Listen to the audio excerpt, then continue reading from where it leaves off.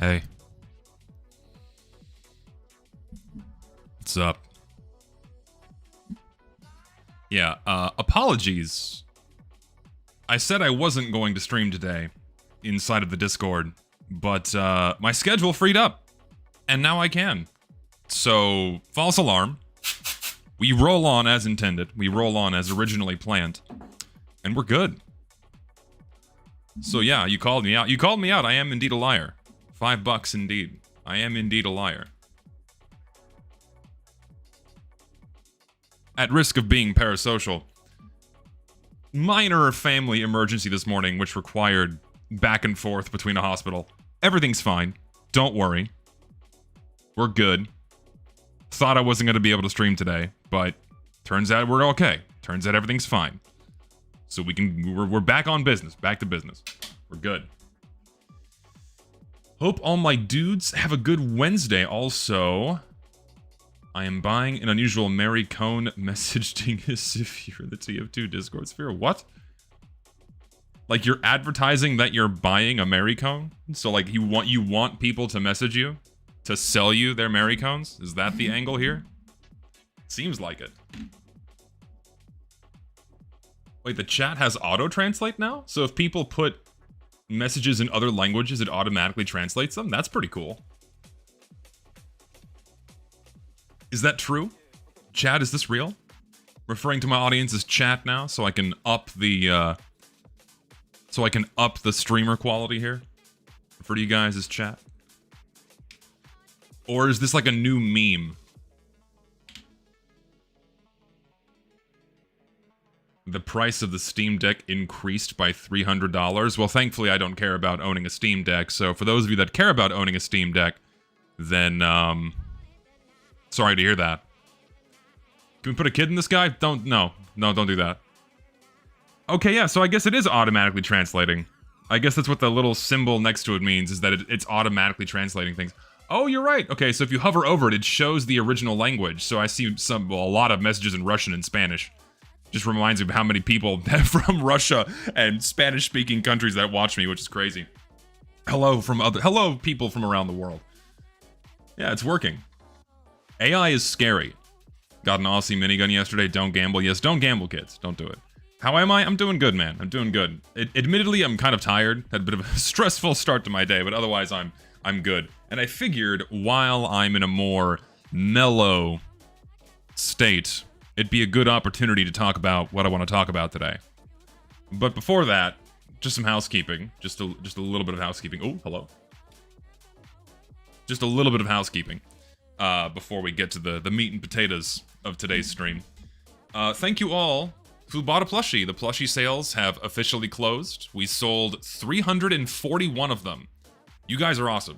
Really, really appreciate all the support. You guys rock. Those are going to be shipping out sometime in August for those of you that bought one. So those who purchased one, she's coming to your home very soon.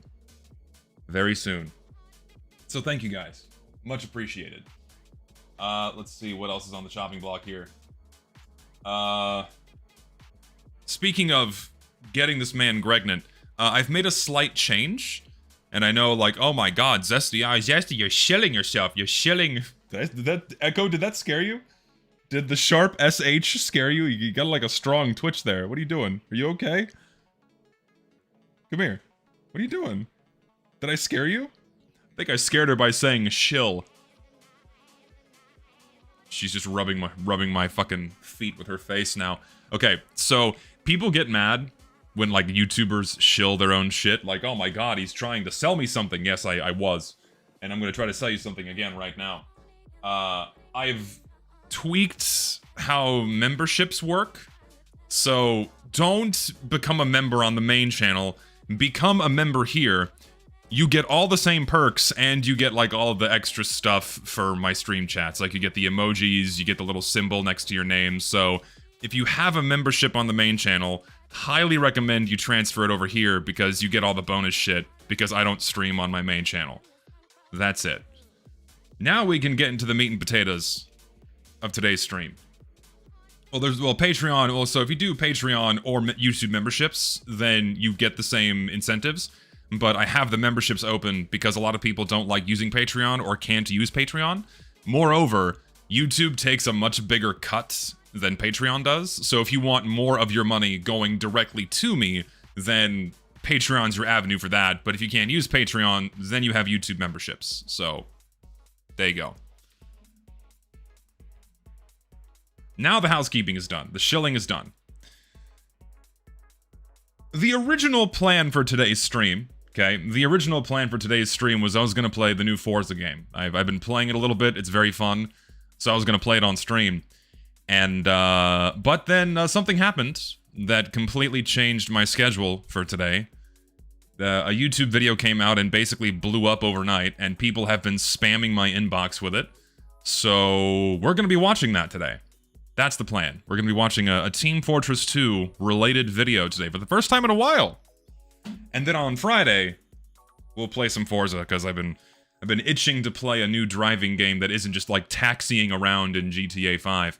But now I have like another really good driving game that's like super fun, and I can do a lot of things in it. So I'm going to do that on Friday. Is the video good or bad? I don't know. I haven't watched it yet. But it blew up. Okay, it blew up. And so we have this to discuss, okay? We have this to discuss.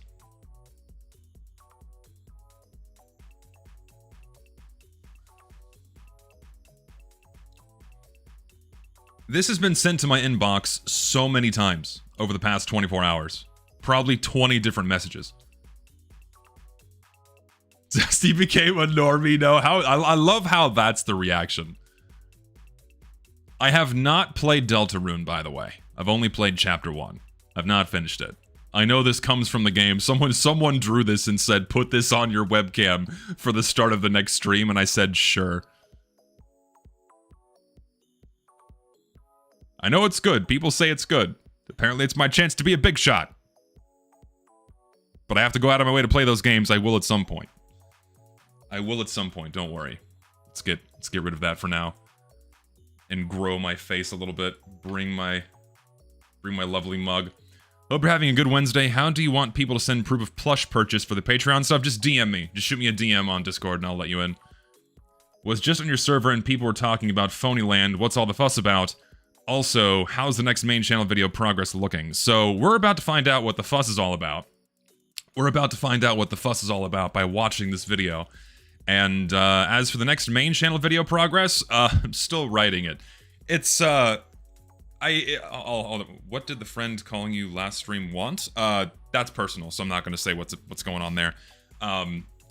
So, the next main channel video, I keep flip-flopping a little bit on what I want to do. So, here's the thing. Obviously, I want to make the next installment of my casual mode versus quick play series. Like, that is what I want to do next. However, I really want to see what the MVM update is going to do. Of course, we don't know when this is going to come. I have a nagging suspicion that it might be dropping sometime in the next couple of months. And if it does, more than likely it's going to bring some kind of matchmaking changes, because if Valve does nothing with the matchmaking system and then drops the MVM update, it's going to be a shit show. Like, the game's just going to have a fucking meltdown. It'll be insane if they do nothing. So, my suspicion is that we're going to see some matchmaking adjustments, and it's kind of pointless to make a video about the current state of the matchmaking system versus quick play if it's about to change. And from what other people have been hinting at and telling me through various channels, it seems like that's going to happen in some capacity. We don't know what the changes are going to be, but chances are high that they're going to do something with matchmaking. So, I kind of want to hold off on starting that one, at least until the end of summer. Maybe around, like, if the summer update comes and we don't see the MVM update, then I'll go ahead and go full speed ahead on the casual mode versus quick play video that I have planned. So, until then, because we sold 300 plushies, I have the obligation now to make the shortstop video. So I think I'm going to do that first. I think I'll do the shortstop video first. Then I'll tackle the casual mode versus quick play video. And then we'll go from there. So, I think that's the timeline. It's not set in stone. It's subject to change. You'll know it when it happens. But I think that's the plan moving forward. Until then, I have a commentary I'm working on for the second channel that's going to come out sometime in the next few days. So look forward to that. Moreover, I'm going to be getting on Idle Time with Mastercoms very soon. We're going to have a one-on-one and just have a good old chat. So that's going to come out also relatively soon. Just have to schedule a time where we're both available so we can actually have the conversation and make an episode out of it. And yeah, that's what's coming down the pipes. That's what's coming down the pipeline. Zesty G Zestington, thank you. Now is my chance to use the shortstop. Yes, indeed. You see the Steam Deck prices have now raised drastically. A 1TB model is now $950. $1,000. Holy. That's a lot. Who owns a Steam Deck? In chat, who owns a Steam Deck, by the way? Very curious who actually purchased one.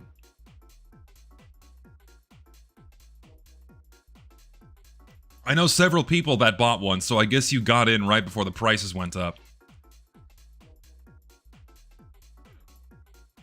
Quite a few of you. Quite a few. A buddy of mine that came to visit brought his Steam Deck. It seems like a nifty piece of kit, but at the same time, it's like, why do you have it? You know? For me, they're like the only real benefit to having one. I mean, this is what he said. It's like, oh, if you want to like play games laying in your bed or on your couch or something that you otherwise normally wouldn't be able to play like on a phone or another handheld console of some kind, I suppose. But it's so big, right? The Steam Deck is like, if I fold my mouse pad in half, it's like this big. I can't like show you the full frame, but it's pretty girthy. I'm not really big on mobile gaming, and in the evening, if I want to play video games, I'm just at my computer, or I'm reading something before I go to bed. So it's not the product for me. So again, to hear that the price change went up doesn't impact me whatsoever, but for those of you that want one, I'm very sorry. I'm very sorry. It sounds like a lot. Oh, did they explain why the prices went up? I mean, I have a nagging suspicion because it seems like hardware and whatnot is getting more expensive, namely memory and what have you. But I've yet to hear a reason. Like, increasing hardware prices is definitely a major driving factor in this for sure. As an adult, hold on, I'm stumbling over this. As a Disney adult, currently drinking coffee from his Disneyland mug after his Tokyo Disney mug has been used, I have something to say about major missed opportunities of making a theme park themed map. Well, I can tell you one thing right now. We're going to be going over a lot of theme park themed map stuff in this video that we're going to be covering very shortly. So, I've kind of been dodging this. I've mentioned this map Phonyland on stream a couple of times already, and I gave my initial thoughts on it. Like, at face value, the map really doesn't belong in the game stylistically. It just looks like it's from a completely different video game. The way it was made, the way it was designed, all of the assets it uses, it just sets this tone that, well, yeah, it sets the tone of a theme park. And Team Fortress 2 is not a theme park. It genuinely looks like something that would be played in a community server in 2009, is what this map looks like.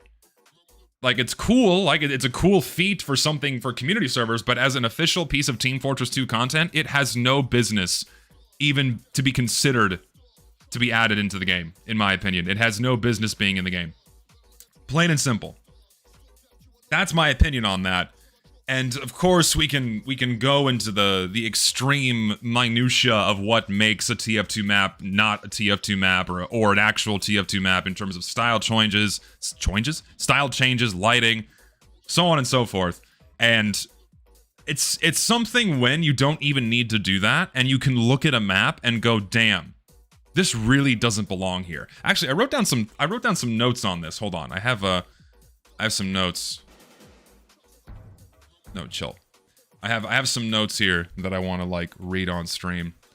So, because I had like a brain dump thinking about this earlier on in the day, and like this Phonyland map really isn't anything new, right? It really isn't anything new. Like maps like this have been getting cranked out on the workshop for a while now, and I think a lot of the focus on this map specifically is just the culmination of a lot of people's frustrations with how Valve is handling the game right now, where they're not really curating the they're just not. They're not curating the content that they're putting into the game. They haven't done this in a very long time.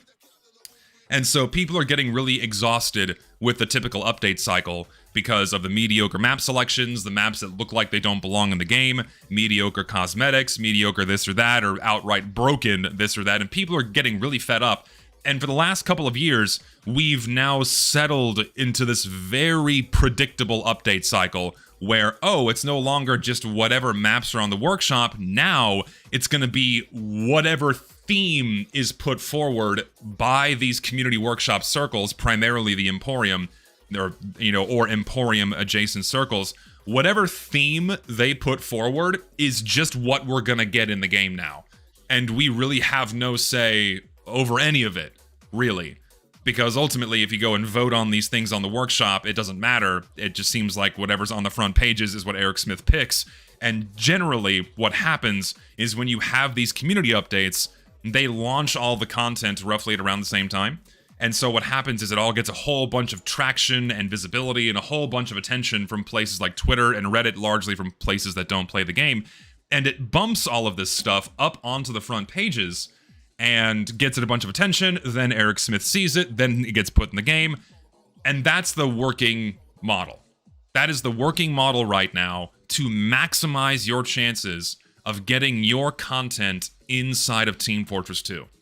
And that's been more or less set in stone for the past couple of years. And now we're entering year 3 of this cycle, where not only, by the way, not only do we have, you know, the official update that's been announced already, like we have the low profile update, which is the spy tech themed update. They had to walk the theming back pretty hard on this because, a Brazil themed update? Like a water park themed update? Yeah, people weren't really receptive to that, so now we have to have a Flanderized TF2 themed update, right? So this is the update that's being pushed right now inside of these workshop circles.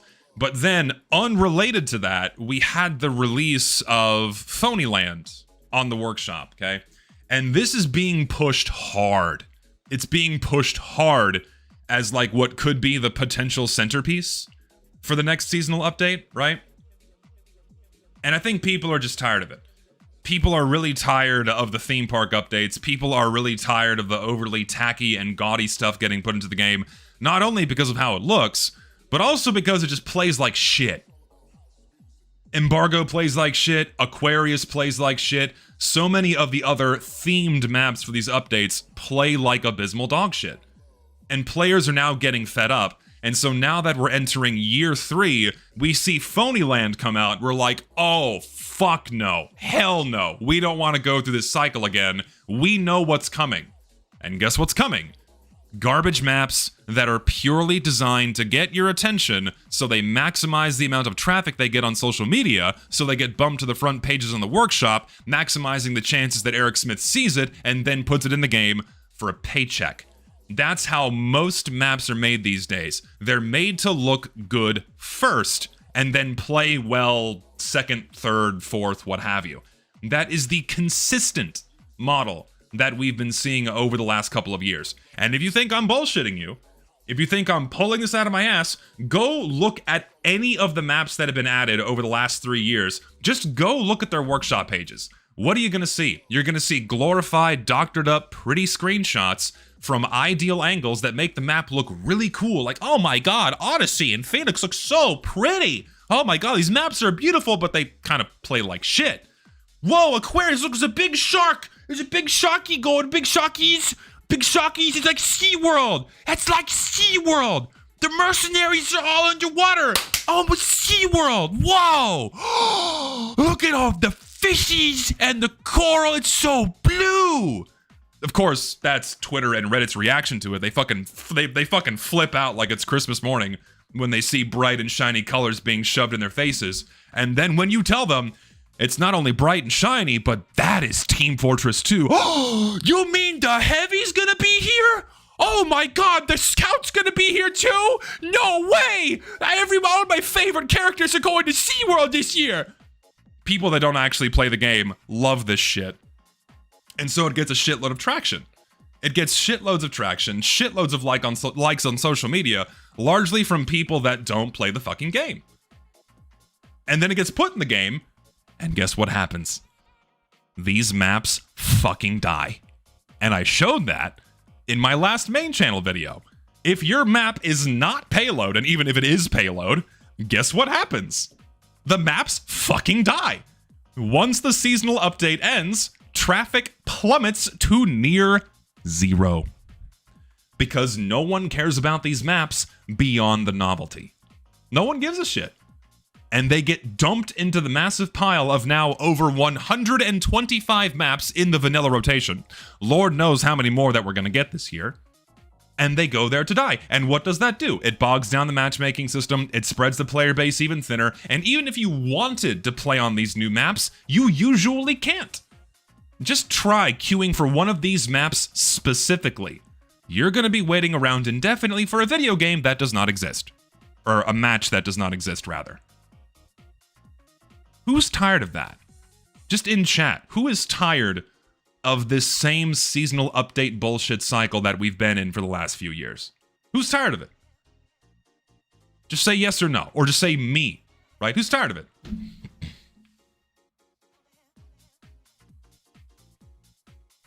We're tired of it.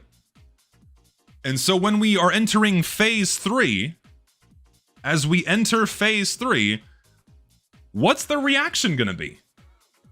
A big fat fucking no thanks.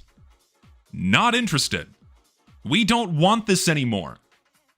We just want good, solid maps that are fun to play on, that look like they belong in Team Fortress 2, that are made to play well first. We're tired of these theme parks. We're tired of these shitty cash grab key jingle updates being put out by the Emporium, right? All for the sake of getting money. Look, guys, look at your pretty theme park. Come and get it. Come and get it. We're tired of that shit. Because it only works on people that don't play the game. And for the rest of us that actually play the game, usually on a regular basis, we're left to pick up the fucking pieces. It sucks. But Jesse, what if someone finds it fun? Well, what if someone likes eating abysmal dog shit? What if someone absolutely loves picking up fresh, steaming dog turds from their backyard and just fucking wolfing that shit down? Oh my god, I didn't even consider that. Shit. I guess we all have to eat dog shit now. I love mustard cupcakes. Oh, shit. Hey, Zesty, with how these themed maps have been received, do you think they will be reduced over time, or maybe a bigger call to just stop adding shit into the game? Have some more cash for SeaWorld, thank you. Valve's not gonna stop adding content anytime soon. This update model is very successful for their status quo. The only reason why they're gonna stop adding new maps in general is when shit breaks so hard that it's gonna make the game unplayable. And we've experienced that at a few points in the past already, where the matchmaking system just shuts down and does not work.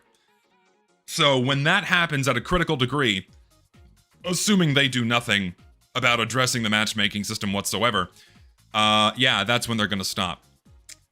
So, yeah. Will I sell the plushie again? Sadly, no. The plushie is one and done and gone. She is gone. Limited run merchandise. Yeah, matchmaking. What matchmaking? And don't get me going on the fucking matchmaking system. Again, I have videos. I have videos for this. And yes, 100% true. Not even the unusual effects. Not even the unusual effects, which is like what people are hyped about unboxing. Not even those are any good anymore. We have Shockies. We have Shocknado. We have, what is it, Morbius? Like, we have the Morbius taunt effect. We have the bullshit bullet going through the head effect. We have so many terrible effects that Valve just keeps dumping into the game. We're not even excited about the money makers anymore. Just, oh. So, as a result, it's all coming to a head, and it feels like everyone's rightfully taking out their frustrations on this new map that hit the workshop a couple of weeks ago. That's what's going on right now. We're very fed up with this. It's reaching critical mass, and we're tired of it. We're tired of these really tacky theme park maps being pushed as the centerpiece for the next big summer update, and they play like shit, and they don't look like TF2 content. It's like someone ripped a Gary's Mod server and said, here you go, have fun. No. This shit's made for a community server, not for an official Valve server for Team Fortress 2. My god. But of course, they're not making it for the people that play the game. They're making it for the novelty. They're making it for the likes on social media to get it boosted and get put in the game. Because remember this, before I hit play on this video, remember this, okay? There are 3 reasons why people upload content onto the community workshop. 3 reasons. The money, the self-mades, or the recognition of getting something accepted into Team Fortress 2, or some combination of those 3 things. What you will not see, rarely, is someone purely uploading something out of love for the game. That doesn't happen anymore. Unless you upload something directly to Game Banana, or upload something that you will not get paid for, like, say, a community fix, or like a suggestion, like the guy that added the idea we looked on the workshop stream the other day, where they added more strange filters. Like, they're not going to get paid for these ideas. At least they likely won't get paid for those ideas if Valve adds them, or they're proposing things that Valve will never add. They're just doing it out of pure creativity and love for the game. But when you're putting something like a map on the workshop and then pushing it so hard, where you have trailers on YouTube, putting the trailer on Twitter, really trying to push this hard on social media as like the next big fun map that we just have to have in the game, you're doing it for the money. Because remember, maps serve to earn the largest amount of money when accepted into the game. Made a video about this. I have all my fucking I's dotted and T's crossed. I have everything I've been talking about for years now. I've been gradually making videos about, so people can't say, well, that's not true. There it is. There's my sources, right there in my own little video. Maps stand to earn the largest amount of money per seasonal update. It's not map stamps. They also get a cut of the key sale revenue. It is a complete myth that they only get revenue from map stamps. They get the largest cut. The largest cut of key sales. Each map gets 2%. Cosmetics get 1%, and unusual effects get 0.5%. So, if you get a map accepted into Team Fortress 2, on average, in, say, the opening month, a case is going to earn about $2 to $3 million. What's 2% of that? We're talking tens of thousands of dollars in the opening month, just because you got a map accepted into Team Fortress 2. That's so much money, especially for people that don't live where the especially for people that live in countries where the American dollar goes way further, right? It's a lot of money, and sure, it gets split up between 3, 4, 5 people, but that's still thousands of dollars per individual. Thousands of dollars. That's a lot of fucking money. People like hand wave that away. It's like, oh, thousands of dollars. How many of you have more than $1,000 in your savings account right now?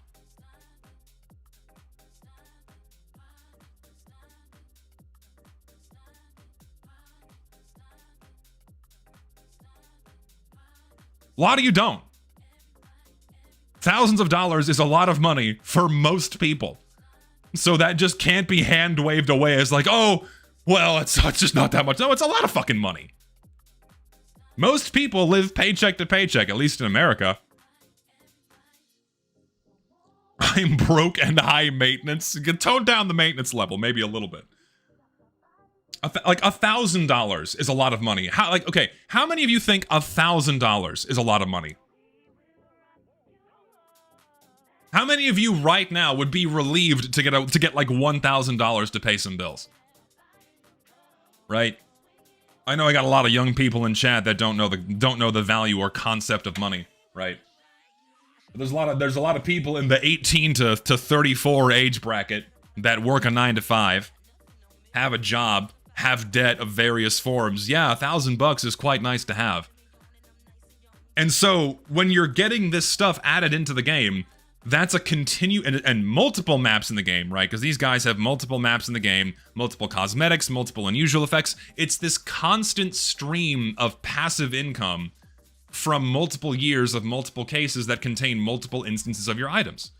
So the more content you get in TF2, you're just upping this continuous background stream of money, alongside the upfront payment that you get from the most lucrative time for an update's key sales, which is the opening couple of weeks when an update drops. Work a 6-hour shift for $13 an hour for 20 hours. Part-time job, baby. How do I sign up for a free $1,000? Yeah, so you don't get to like hand wave it away by saying it's not that much money. Anyway, I'm delaying this by a lot. Let's actually watch the video now, because I have not watched this for the record. I've not seen a single second of this video beyond this opening frame. Okay, I'll move my camera down here. A little bit bigger. So, listen. It just goes without saying. Please do not, for the love of God, do not go out of your way to bother the people that made this map. Please, do not do that. Direct your focuses on criticizing the map and criticizing the work, please. $1,000 isn't a life-changing amount, but it's the difference between being able to fix a car, pay off the credit card debt, or invest in something, or buy groceries for a month, or pay for gas, because gas prices are ridiculous right now. Like, dude, I would kill to have an extra $1,000 to pay for gas right now. Fucking gas is $4 a gallon in Texas. That's insane for Texas. And for a lot of y'all living in other states, it's like $5. What the fuck, man? Yeah, $1,000 is a lot. It's not life-changing, but it definitely greases the gears. Definitely greases the gears. 100%. Anywho, let me adjust the volume here so you guys can see this. Turn on closed captioning. Let's begin this. Again, I've not seen this. And again, please do not go out of your way to bother any of the people that made this map, okay? Focus on the map itself and its flaws, so on and so forth. That's what I encourage here, okay? Please.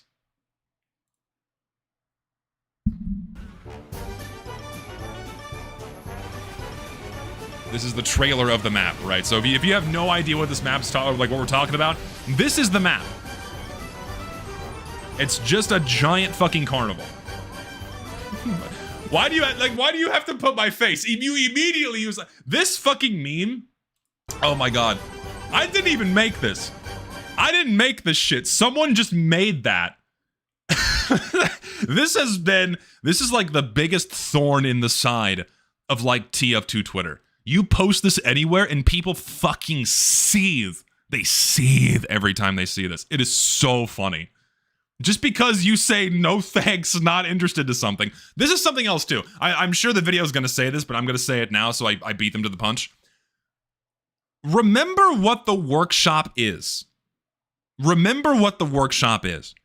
The workshop is a public platform that Valve launched with the intention for the players to give their thoughts and feedback on items and content and maps for official addition into Team Fortress 2. This is the vehicle that Valve uses to put new content in the game. So when you upload something onto the workshop, you are doing it with the deliberate intention of it being considered as an official piece of Team Fortress 2 content. That hashtag is terrible, by the way. I don't condone that. Raping is bad. Do not do this. What the workshop is not, it's not an art portfolio. It's not an art portfolio. You're not doing this because, oh, look at this cool thing I did. No, it's primarily first and foremost for a paycheck and getting it added into the game. That's why the workshop was made. Valve says this. The main way they advertised the workshop was people getting paid. Like on the launch page for the fucking workshop, which was originally for Team Fortress 2, by the way. The workshop was originally just for Team Fortress 2, Valve experimenting with offloading that angle of work onto their fans so they can make even more money for a fraction of the costs, right? Because you don't have to pay an employee, you don't have to give them benefits, you don't have to pay artists and modelers and what have you to make content for your games. Just get the players to do it and then give them 0.5% of all the revenue. Like, come on! Valve figured all of this out 20 fucking years ago. It was genius. And then every other game company copied that because it is a genius business model. Genius fucking business model. Okay? That's what the workshop is for. So don't be surprised if someone tells you that they do not like what you made. Constructive feedback or otherwise, you are posting something on the fucking internet. They posted this to Twitter. Twitter is a cesspool. It sucks. There's nothing good that happens on Twitter ever. What do you think's gonna happen? People are gonna say shit. Huh? Come on. What do you think's gonna happen? After it gets added and the hype goes away, this map will be dead, just like all the other shitty bloatware maps that keep getting added for some reason. Novelty, money, enticing people to engage with the update to open more cases. Does every map nowadays need to have some kind of gimmick? Why can't we have just normal maps? Because normal maps don't get people excited on Twitter. They don't get people excited on Reddit. You have to, you basically have to push your map with a gimmick or some kind of aesthetic gimmick to get people hyped about it, so it gets more traction. Saw this video the other day and thought about linking it to you, but I figured you'd stream a watch log of it. So a watch along of it. Watch along of it soon anyway. Well, there you go. We are indeed watching it. Yeah, like this is the novelty is what's being sold to you, right? And it's not just this. Like again, it's not just this too. Like the Phonyland isn't the only instance that's being pushed this year. Again, let me remind y'all. Don't forget. The new seasonal update being made by the Emporium Circles is pushing Rush and also VIP Race. Get ready, guys. All of this shit's gonna get dumped onto the workshop sometime in the next month. All of their new maps and cosmetics that go along with these things, these maps that are intended to be a centerpiece for these updates, get ready. This is coming. Yeah, Rush, which is just attack defend with more steps, and then VIP Race, because we all love the fucking mobster. We all wanted that in the fucking game. Let's have 2 of them now. Fuck yeah, that's the solution. Fuck it, double the goddamn mobsters. All of the same people are making this shit, by the way. It's all the same people. And like, yeah, no shit you're doing this for a fucking paycheck. My God. Fuck. I hate when people say it's only for the love of the game. No, they're doing it for money. Money. It's so much. Getting angry. We're not even a minute in. I'm already pissed. That's right. You're a big fat phony. Alright, so I've noticed this new TF2 map float around in the TF2 sphere for the past few days. Phonyland. Very clearly using the Roller Coaster Tycoon font and heavily marketing itself with the wonders of a theme park. You could have done like any other instance of nostalgia baiting and made an infinitely more appropriate map for Team Fortress 2. Like, could you imagine, like, taking some element of 2008, 2009 TF2 and just iterating on that a little bit? And how hyped people would be for that? But no, you have to bank on a computer game from 1999. Older than most people that play the game. The nose. Most people probably didn't even know that was a fucking Roller Coaster Tycoon reference. Most people in this chat right now are younger than Roller Coaster Tycoon. But whatever. I voiced what I think about the map by simply saying, Was it 1999? No thanks. I don't know. Downvoting this Old. because I don't believe this fits Team Fortress 2. I agree. And moved on. Then, both of the vocal sides of the Can really feel the 1950s industrial side with the washed up colors and that vintage look typical of TF2 in this one. Seriously, what the fuck is this? Team Fortress 2 community came out and voiced their opinions. Yeah. And the whole back and forth goes from there. Again, I think the reason why so many people jumped on this one, like I said earlier, is everything's just been coming to a head. People are really, really tired of the current update cycle that we're in, with a cheesy map being pushed as the centerpiece that no one's going to give a shit about once they play on it and realize it's dog shit. People are tired of it. Roller Coaster Tycoon stream when it could do that. That game was my cocaine when I was young. Mine was Streets of Sin City with the broken car physics. Hate YouTube removing clipping videos and live streams. I agree, it's so stupid they removed clipping features. Like, if YouTube ever wants to be a competitor for Twitch, you need a clipping feature. Really? We'll just copy the timestamp. No! Put that shit back! Anyway. As I read these comments, mostly isolated to Twitter. This map looks literally like the pinnacle of TF2 and fits perfectly. It's goofy and unserious tone. Oh, I'm so tired of people saying TF2 is just a goofy and unserious game. Oh, I'm so tired of this shit. Like, TF2 was not made to be like a slapstick cartoon episode. It's been so long and so much shit has been added into the game that from the outside looking in, sure, it looks like that now, but that's not what TF2 is meant to be. It's like TF2 has comedy. TF2 has humor imbued into it from day one, but it's not goofy. It's not wacky. It's humorous, but it's not like you're watching a rubber hose animation where, like, fuck it, anything goes, drop an anvil on someone's head, Roadrunner goes through a goddamn brick wall and the Wile E. Coyote can't do it. That's not what we're doing here. Overwatch model Tug of War has been in shooters for like 25 years, bro. It's like, oh my God. It's so frustrating. Oh, it's in other games, it's in other things, therefore it's fine for TF2. It's like that's the logic with that second comment. It's in other games, so fuck it, it's good for TF2 as well. Like, how about going prone and going and like, or like third person, like other things used in other shooting games. Fuck it, put them in TF2 as well. Say what you will, no more new maps, period. Why should we keep stuffing the game with maps that will inevitably wither? I completely agree. We have too many maps in Team Fortress 2. We should not be adding more. We have 126 in the vanilla rotation, and it goes to over 200. It's going to be over 200 when Scream Fortress comes out this year. It's ridiculous. I know I've said this a million times on streams and in my videos, but this update model is not sustainable. Half the shit they've added over the past decade is dead. No one plays on it. I showed that in my last big video on my main channel. Most content is dead and serves no purpose other than to spread the player base thinner. There's no point in adding any of this other than to entice people with novelty to get them to... Okay, this is something else too. Something else too. Most people that are excited about these things don't play TF2 on a regular basis. Yeah, no shit. A lot of people return to Team Fortress 2 specifically for the updates. How many of you do that here? There's nothing wrong with that. For the record, there's nothing wrong with it, but how many of you specifically return to Team Fortress 2 just for the new updates? Just for the seasonal updates? Many people do that. So many people do that. And so they come, play for an hour or two, and then that's it. So for them, all that matters is the novelty. Oh, here's the new stuff. They play it and go, well, it was kind of shit, and then they just go back to doing like anything else. A lot of people do that. So for them, it doesn't matter. Everything is disposable. I've said this in another video. Everything is disposable. The cosmetics are disposable. The gameplay is disposable because of how quickly you can re-queue, so a match's quality doesn't matter. So fuck it, the game can remain in this abysmal state because fuck it, just re-queue again, fuck it, waste more time and just re-queue. Your game was dog shit, just re-queue. Half the server is gone, just re-queue. You're in a steamroll, just re-queue, fuck it, waste more time. Like, that's the number one excuse people make for the matchmaking system is, oh, I can get in a server fast if you queue for the top 25 maps.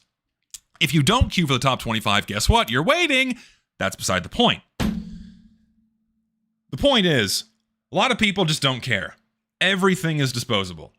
And for a lot of people, it doesn't matter. So they look at it as new toys. Like, oh, here's my new toy. I'm so excited. I get to play with my toys today. Oh, look, it's my new toy. I don't really care. It's my new fucking toy. Oh, you don't, I can't play with my toys? Well, you just want the game to die.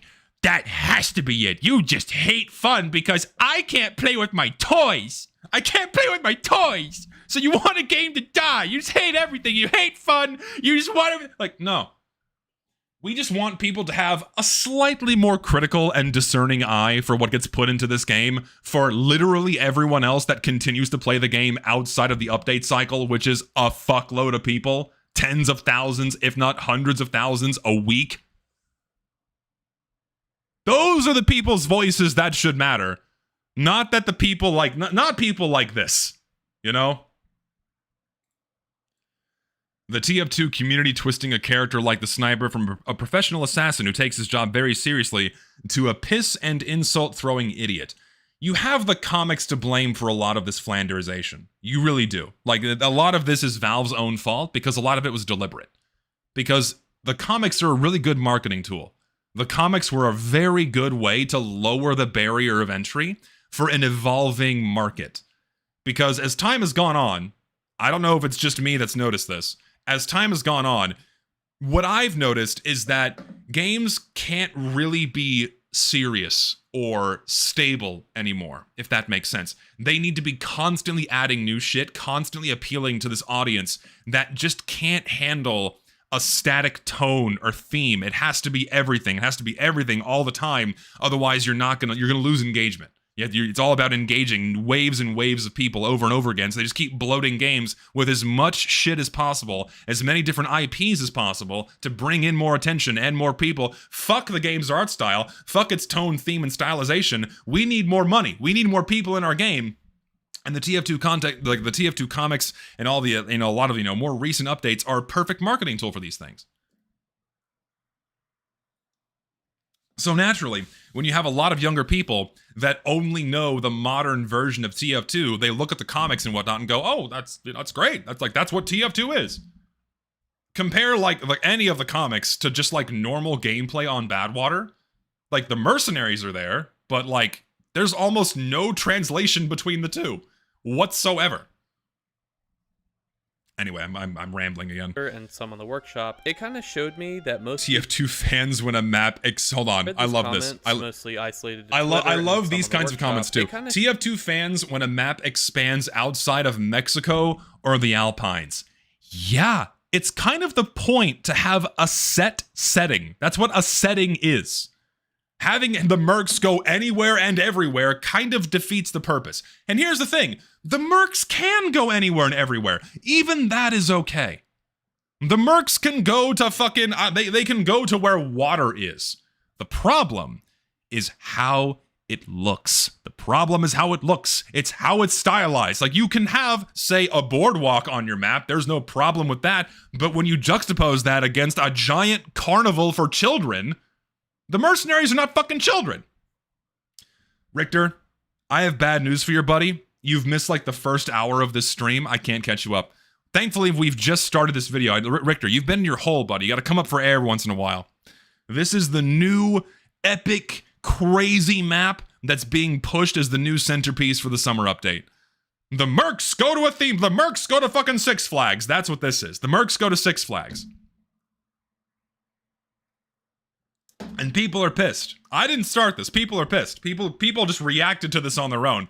Like, because we don't want this. We're tired of theme park maps. That's like the gist here. And so I'm watching a video being critical of this map. That's what's going on.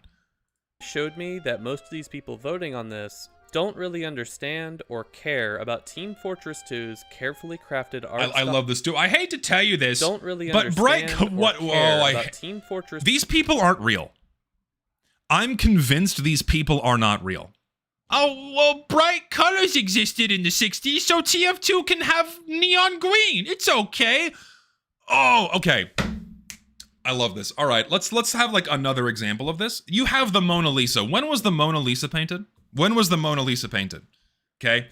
When the Mona Lisa was painted, you had bright colors, so why didn't someone like piss lime green on the Mona Lisa? I'm sure it'd be fine. What's wrong with that? What was Da Vinci smoking not putting that in there? Well, fuck the style, right? Like, fuck the style and the very deliberate brushstrokes. Like, they had like cherries. They had fruit. They had like cute little puppies and kitties. Why aren't they in the Mona Lisa? Why can't we have them there? Like that's the logic here is, well, thing existed alongside this. Why can't we have them together? Like, fuck any kind of restraints or adherence to a tone or a theme. No, fuck it. Anything goes now. I'm convinced these people are not real. I'm convinced these are bots. Have you noticed that TF2 has become, a long time ago, a bad JoJo reference? We went from America to fucking Brazil and Egypt for no fucking reason. Egypt, to be fair, has been in the game for a long time. I'm gonna send you something I made real quick. You'll love it. Very relevant. One sec. Okay, Richter, I'm waiting for your DM. I'm curious what it's gonna be. But until then, I will continue. 2's carefully crafted art style and theming. Yes. I figured as someone who has previously expressed my distaste with this kind of workshop content, I could throw my As two have I. cents into the ring. As have and I. I'm really tired of talk it. about why Phonyland does not fit Team Fortress 2 at all. Let's thoroughly I agree, it does not. deconstruct what makes Phonyland a map unfitting of official addition into Team Fortress 2. Go on. Really quick before I get into that. Disclaimer, I will not be rating this map on gameplay. This will be an artistic deconstruction of why Phonyland does not fit. I am not going to be commenting on how this map plays, mainly because the only place I've found where you can playtest it is in a South American server. So Like...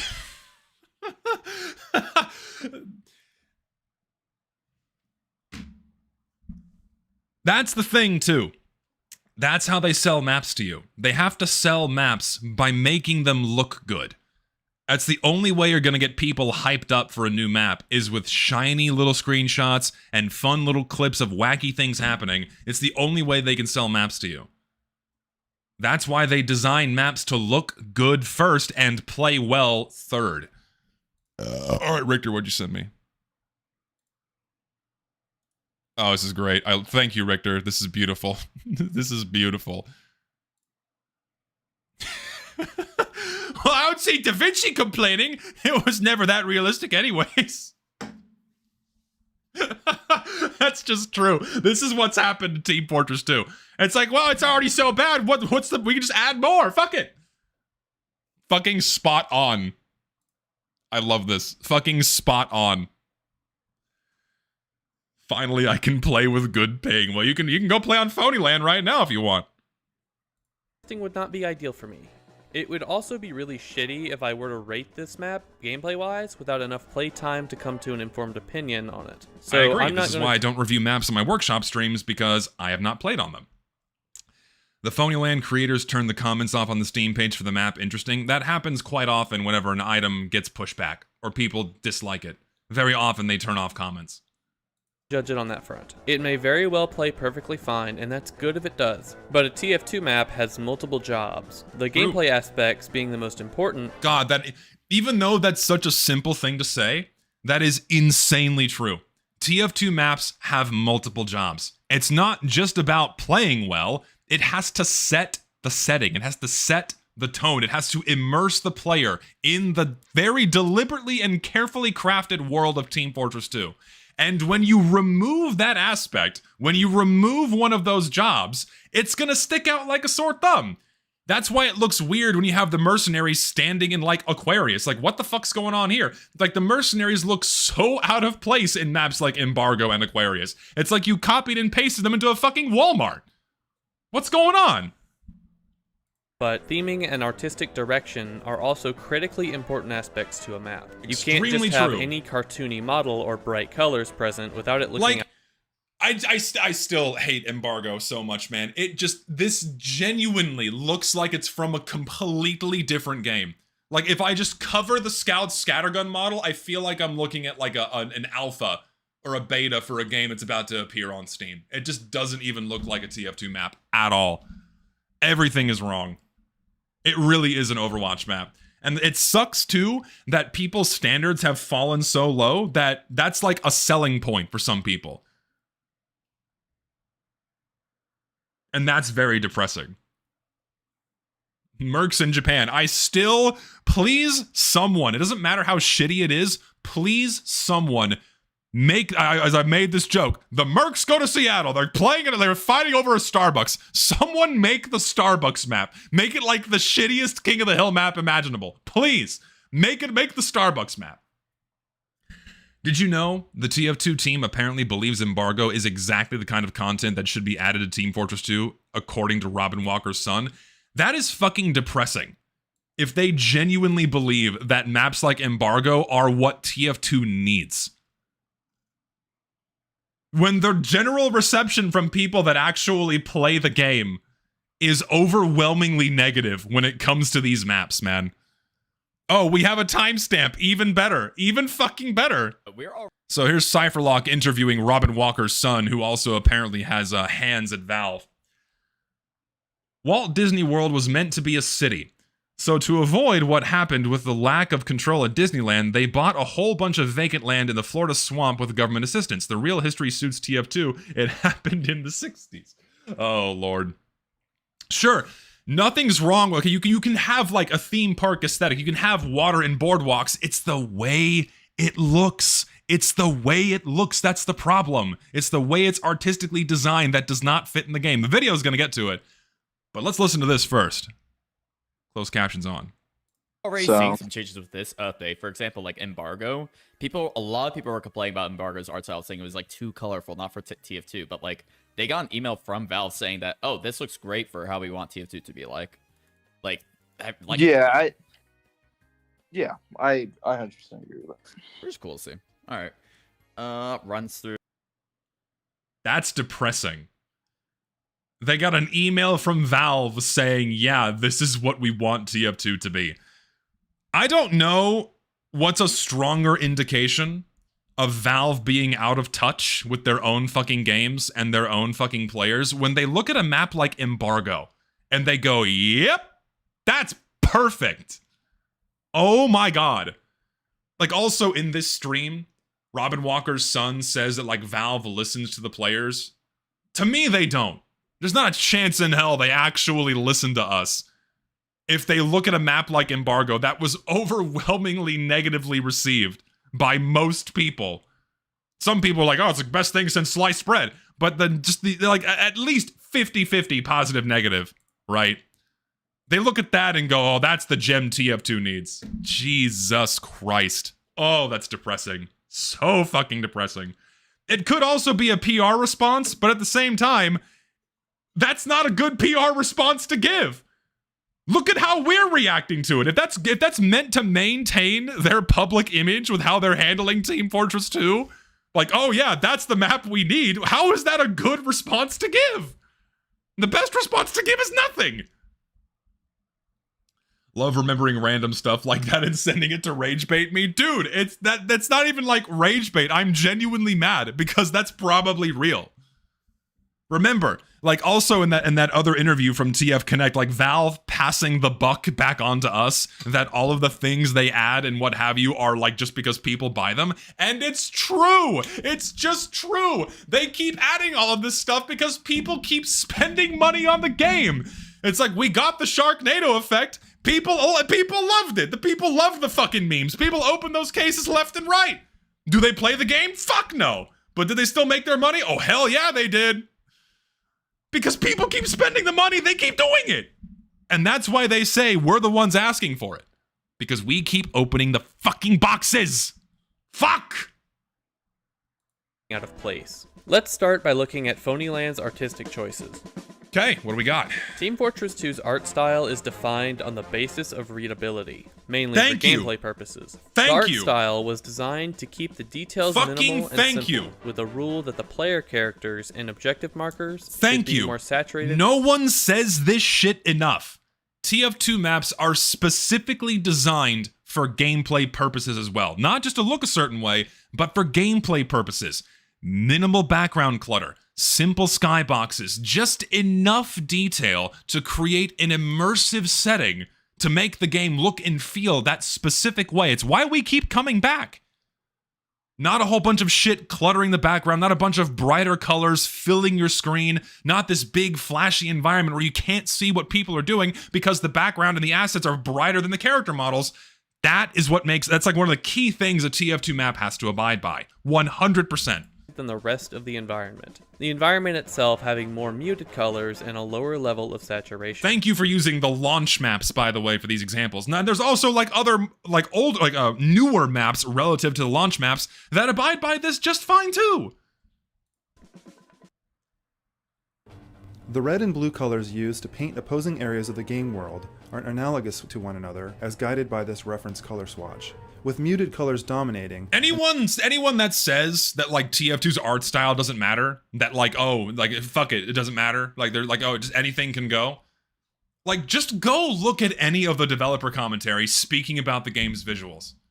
And just go look at the level of deliberate intent. The extreme amount of work and effort that went into making the game look a specific way. Look at that, and then go, well, why can't the Mercs be in Walmart now? Why? That's what they would want. The art style is evolving. It's okay if it changes. Like, how do you come to these conclusions? Seriously.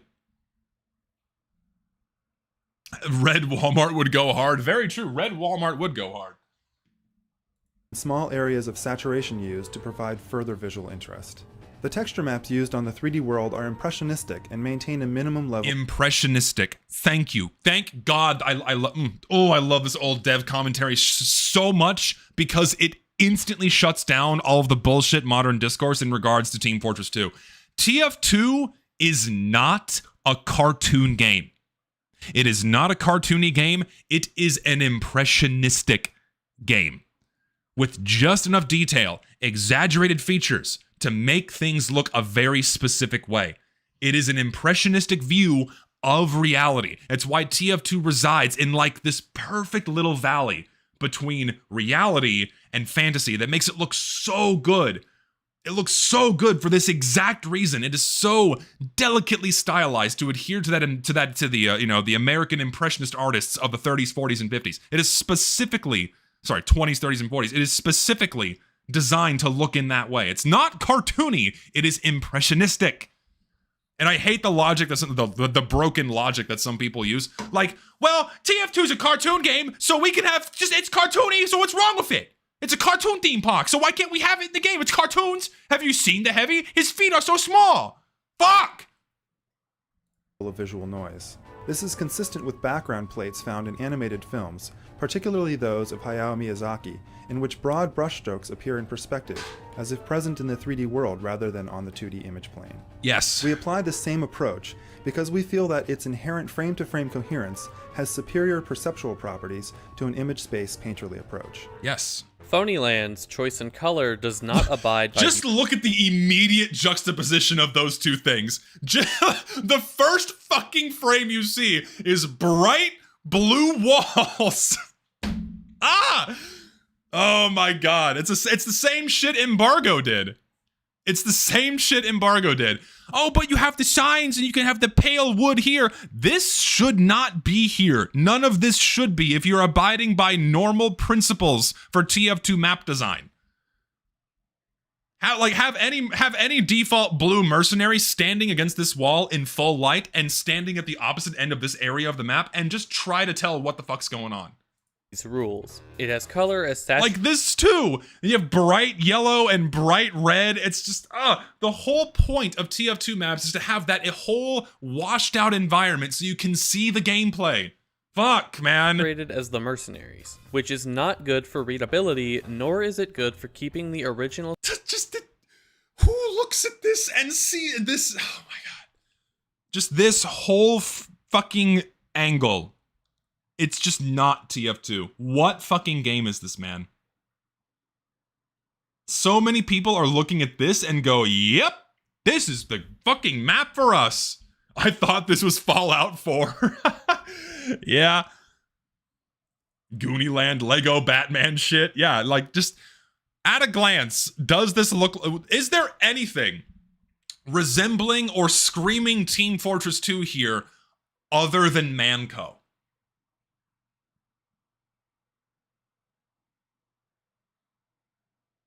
Mercenary Park looks better than this dog shit. Mercenary Park looks awesome. Mercenary Park is a great map that still abides by many of the original design principles. It's a Valve-made map. My chat is frozen. Intentionally designing something in between reality and fantasy sounds familiar.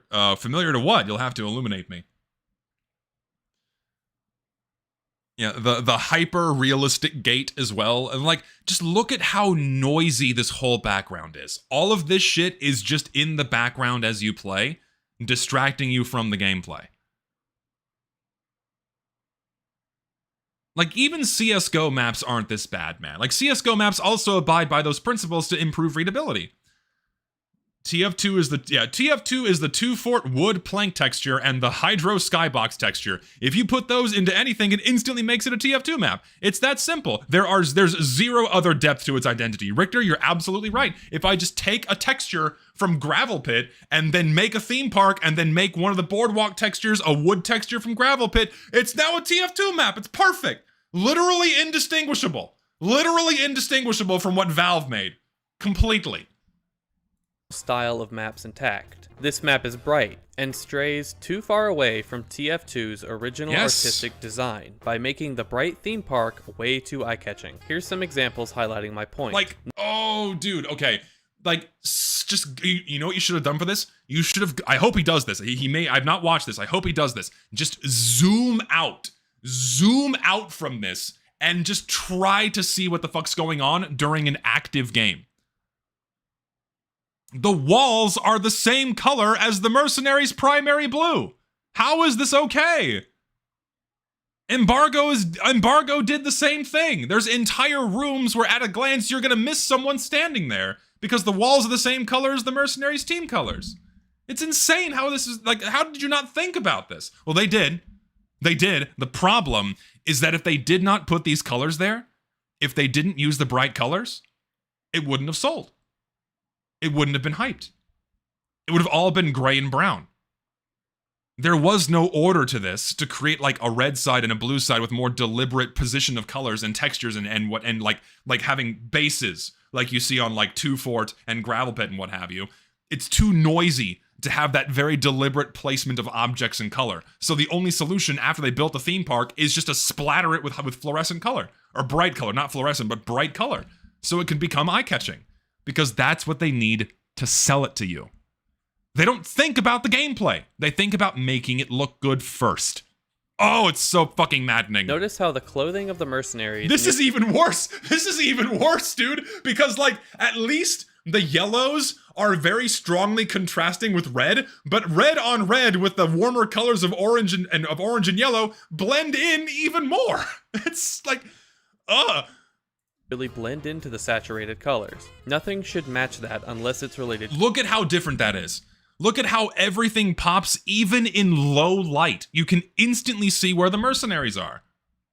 To gameplay objectives. Even then, it shouldn't instantly. The only other saturated areas on maps are the areas on the control points or these little signs showing you where to go. Go too far. This way, this way. They gave a good example early on. Fuck these arrows. Yeah, so there's more to be said about these arrows on Hydro. But Hydro's a very unique case where Valve was being very experimental and was still figuring out a good way to make maps for TF2. Hydro being the first, or one of the first. Land fails at this because it doesn't keep its artistic choices in line with Team Fortress 2. Dear Lord, they are the iPad kids of gaming. How did they out-autist Sonic fans? No one can out-autist Sonic fans. from my experience. There's actually two types of autists that you cannot beat, okay? Two types. Sonic fans are like king hyper autists. There's nothing you can do. Nothing you can do to oust them or like trump them with your autism. Sonic fans. Actually, that's kind of it. Sonic fans are king. And even MLP doesn't even come close. Dude, Roblox? Okay, Roblox, there is no such thing as a Roblox autist. It's like children. Roblox is mostly children. Like saying, oh, Roblox autists can stand toe-to-toe with Sonic. I'm not shitting on you, I'm just making a joke. But Roblox autists standing toe-to-toe with Sonic autists, it's like LeBron James facing down a toddler on the court. It's like you can't even begin to compete with the power and the might of the Sonic autists, you know? Doesn't even come close. It's like saying football autists, yeah. Oh, shit. Original artistic design. Now let's move from artistic decisions to theming. Thank you. Theming is also very important. Idea. Why are the mercs there?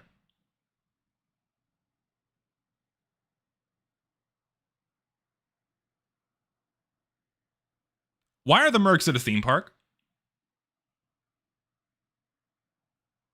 What genuine reason do they have for being there? What are they fighting for? Control of the theme park? Because notice what you're going to have to do. You're going to have to start twisting yourselves in knots to make up lore to justify that map setting. Lore that is completely removed from the base game. TF2 shipped with practically no lore other than what the maps are telling you. Which they did very well on launch. Gravel Pit. Steel. Steel's not a launch map, but you get my point. Other maps as well. They're all fighting over land and territory control. Because you have Redmond and Blutarg fighting over the gravel pits in the middle of the fucking Mojave. Or the middle of the fucking desert. That's and you have these two, very mysterious world-dominating entities controlling these two groups of people, fighting over these very remote, arid places that, for whatever reason we don't know, have very strong strategic advantage to control. And all have very deliberate theming and setting. Why are they at a fucking child's theme park? Damn it, I need to finish my video. Forgot how much I love watching the discourse from people who care about this stuff. Sometimes I forget they exist. I'm here to remind them that there are still... how many people are watching me right now? There's 1,300 people watching me. I would say a lot of people, Richter, buddy, we love you here. A lot of people still care about this shit. A lot of people are tired of this. People are fucking tired of this. We want the game to be treated a little bit more carefully, with a little more deliberate intention. We don't want the game to become Fortnite. We don't want this to get any worse. It's already bad. We don't want this to get worse.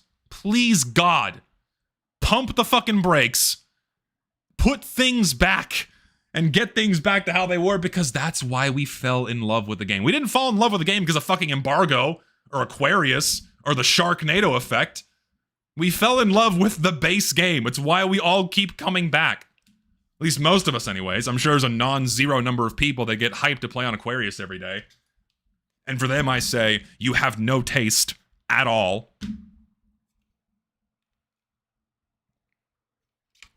Anyway. For appropriate theming, let's look at the 6 launch maps. So what do these maps have in common? First off, every one of them is out in the middle of nowhere. Looking around, they aren't close to civilization. You don't see big city buildings, nor very many houses. That's a very deliberate design intention, because they want uncluttered backgrounds. They want simple backgrounds with very little noise, very industrial. Yes, things that are, large buildings with minimal detail, so they can still build that setting, but keep the gameplay readability at a maximum.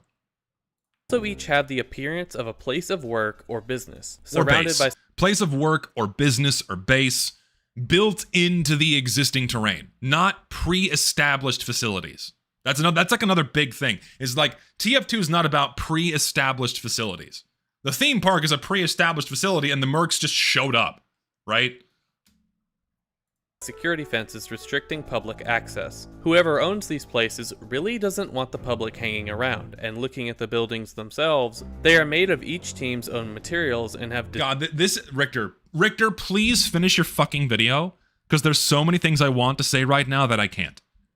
Because Non-Moth here is hitting and getting so close to talking about like what TF2 is originally meant to be and like what they were doing, but it's not my place to say any of them. You have to finish your video, buddy, please. distinct architecture and shape. There's also an absurdity to them. Also, shape. Extremely important with Team Fortress 2. So important when it comes to map design. Buildings are simple. They're very geometric. Not a lot of complex overlap between angles. Everything's, very, very angular. A lot of 90-degree angles. Very simple sloping rooftops, right? The level of chaos is just enough where it's not like this big clusterfuck of all these different curves and grids and patterns. Everything's very simple. Very clean. It's not so in your face unless you really look at these structures. They look as though they were either put up in a hurry or quickly refurbished and cleaned out. Yes. Every one of these buildings was created or renovated to hide something underneath. Yes. The workplaces. Because like TF2 is originally meant to be like two secret organizations fighting against each other. So then they keep building bases in the middle of fucking nowhere to cover up their assets. And then the point is to go at each other and get each other's assets and dominate their territory. That's a theme park is not that. Like fucking Greece is not that. Like an underwater submarine theme park is not that. Themselves are used as fronts. They're used to hide what's really going on here.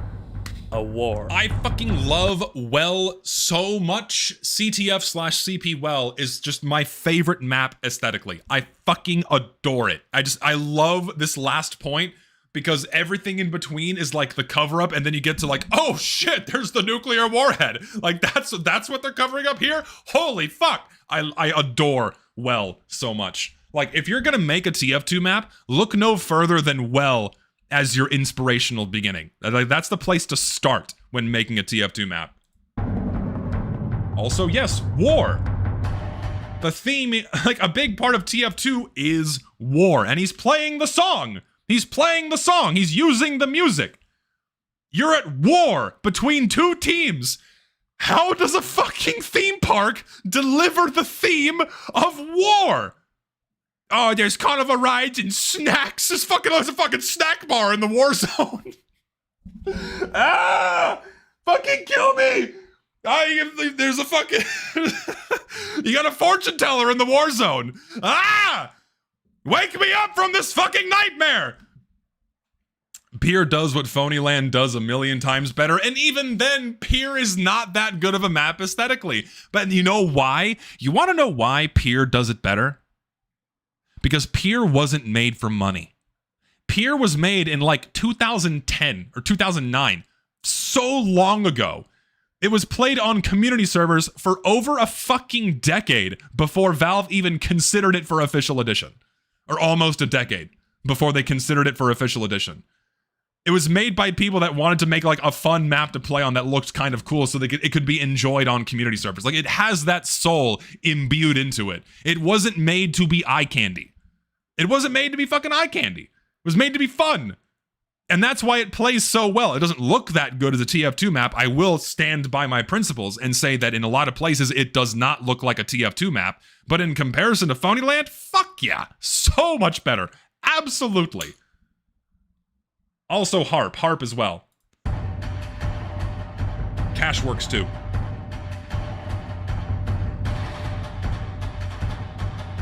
That's something else too. It's like every angle being shown here, like on Badwater being a beautiful example, is like this is like the grime of war. You're on big open terrain surrounded by jagged, fucked up buildings and the grit of the dirt and stones strewn about. It looks like there's a fight taking place here. People are dying here in, albeit comedic ways more often than not. But like, that's the tone the game is setting. You can't achieve that at Disney World.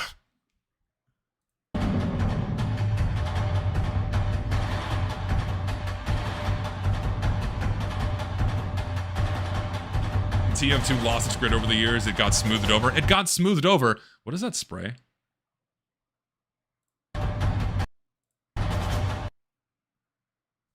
Hang on. I gotta inspect that. What the fuck is that? I can't tell what that is.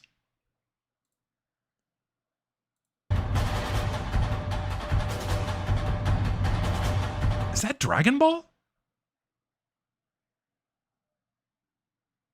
I think it's Dragon Ball, but I can't tell.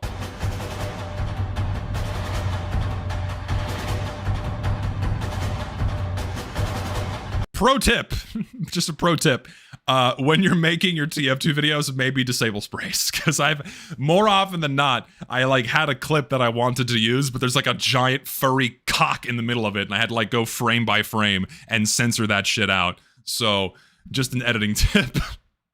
Notice how every time a big SFM animation is made, they use either base TF2 maps or maps shortly added after launch. Gee, I wonder why.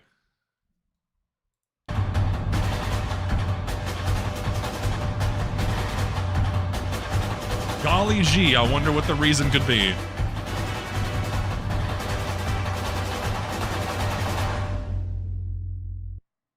Now juxtapose that against Let's look fucking... a bit closer. Granary is a seemingly insignificant grain Phony and flour land. mill, but underneath you can see missiles pointed at the opposing side. Gravel pit is an enormous gravel yard. See, I can see like what people are gonna do. People are gonna get reductive with this and go, well, what if they just put missiles under SeaWorld? Or they put missiles under it? Well, it's a theme park. That's a theme park covering up the rockets. Therefore, it's okay, right? They like sneak an intelligence room somewhere onto the map. Therefore, it's okay. Ooh. It's kind of what De Groot Keep does. You know, it's kind of like what De Groot Keep does.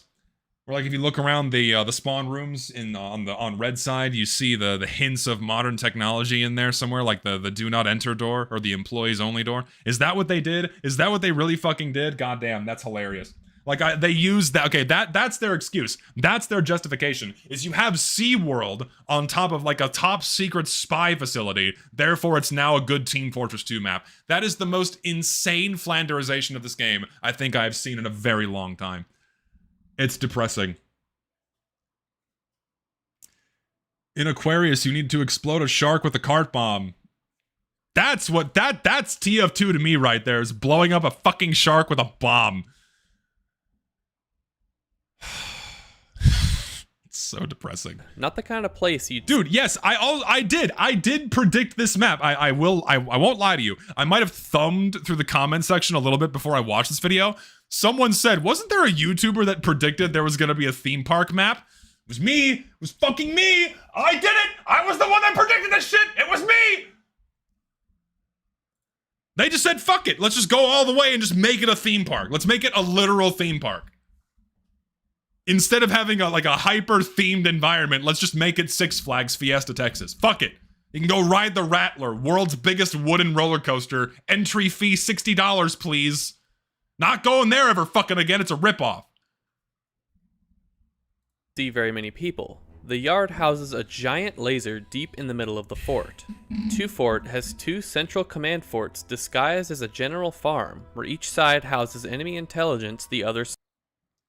Some shit is conceptually a bad idea, but some of it's just ugly. Why is 80% of Aquarius blue fruit punch color? Neutral environments are supposed to be more neutral colors. Richter, I already explained why. They would not be able to market the map if they didn't make it look that way. It has to look good first, so it maximizes its exposure on social media.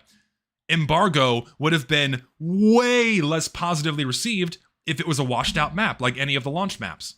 It had to be colorful. Otherwise it wouldn't get likes on Twitter. It wouldn't get bumped on social media, so it'd get bumped on the workshop and then Eric Smith sees it. That is the main reason why. The maps are made to look good first. They're made to get your attention. And I fucking dare anyone try to prove me otherwise. Need to make a bingo card every time we do a react? Sure, why not? side wants. The point here being these maps are remote and disguised. While there is a level of deliberate absurdity baked into these locations, it's not so It's not even like deliberate. It's deliberate, but I wouldn't even like go to say it's absurdity. I wouldn't call it absurd. It's like slightly comedic, but like absurdity is like insane levels of wackiness. You know? Insane levels of wackiness. Because like, if you look at the cutout of a cow, in a vacuum, the cutout of a cow is absurd. But if you take it within the context of the rest of the environment, from like way far off in the distance, if you're trying to deter someone from approaching an area that is top secret and you want no one investigating, from a distance, why wouldn't you put something that looks like a real cow to make someone go, oh, that's probably a place they just have cattle there. They go graze here, right? Up close, you can see the facade, right? Like up close where the mercenaries are, you can see the cracks in the facade. You see that none of this is real. But from a distance, right, it's setting that tone, it's setting that environment of like, oh, from the outside looking in, from a distance, this looks like a normal farm environment. Or like a small town setting, what have you. But if you're where the mercs are, who already know that this is a top secret facility, naturally you're going to see these things up close and go, oh, that's not real. That's the point. It's not absurd. It's a very deliberate design choice. This is killing me. I have too many things I want to say in chat. Can't even focus on editing my video. Too invested in TF2 art autism to look away. We need to do idle time again soon, man. Come out of your fucking cave, please. We've been trying to get you on idle time, dude. You keep not showing up. Richter, we want to do an episode. Come out of your cave. Dude, this weekend or like next week, please. Let's record an episode. My God, we're like 5 months overdue. Come on, I'll message casual right now. Hold on, I'll just message our group. Where are you guys? Episode next week, please. Richter, wake up. We need to set a time. We need to expel some autistic buildup. Casual's in! We're good. We're doing it. In my defense, the thing with your guest out of cave, I should say who left the ball on your... Well, no, it's Mastercoms. All right, people already know. So yeah, like, I can do 2 episodes in 1 month. That's okay. It can just be me and Mastercoms and then us. Dude, come on. People want more of it. People enjoy the show. We can do this. Anyway, moving on from the cow. Immediately in your face unless you pay attention and think about it. This is a silly, brightly hued theme park with a roller coaster that nonsensically runs through the map. You can hear screams coming from the roller coaster, implying that there's people here. It's also next to a seemingly populated city. Phonyland is so bright and nonsensical that it can't help but get your attention, which maps have previously... That's the point. That's the fucking point. And yes, thank you for pointing this out. The point of the settings on the other maps is that they're not supposed to get your attention because they're supposed to be these top secret facilities that from the outside in, they're supposed to be discreet. They're supposed to be, what's the word? They're supposed to be, oh God, I have the perfect word and it's gone. What is the word? They're supposed to be, what's this word I'm thinking of? Yeah, they're facades, they're low profile, inconspicuous, covert, deceptive, clandestine, innocuous, all those things are completely true. And what's not any of those things is a giant fucking theme park with sounds of screaming children next to a giant populated city and a beach. That is like the complete opposite of what a TF2 setting should be. You can't just slap like a spy facility under there and go, well, that's a TF2 map now. No. Portal 2 changed everything. Oh, Lord. Implied they don't want. This map is hiding warheads in plain sight that you have to blow up with this popcorn cart covered in... I love how that's the premise. You have to blow up a warhead that's plain as day in your fucking face. It looks like a carnival asset, and you're destroying it with a popcorn cart.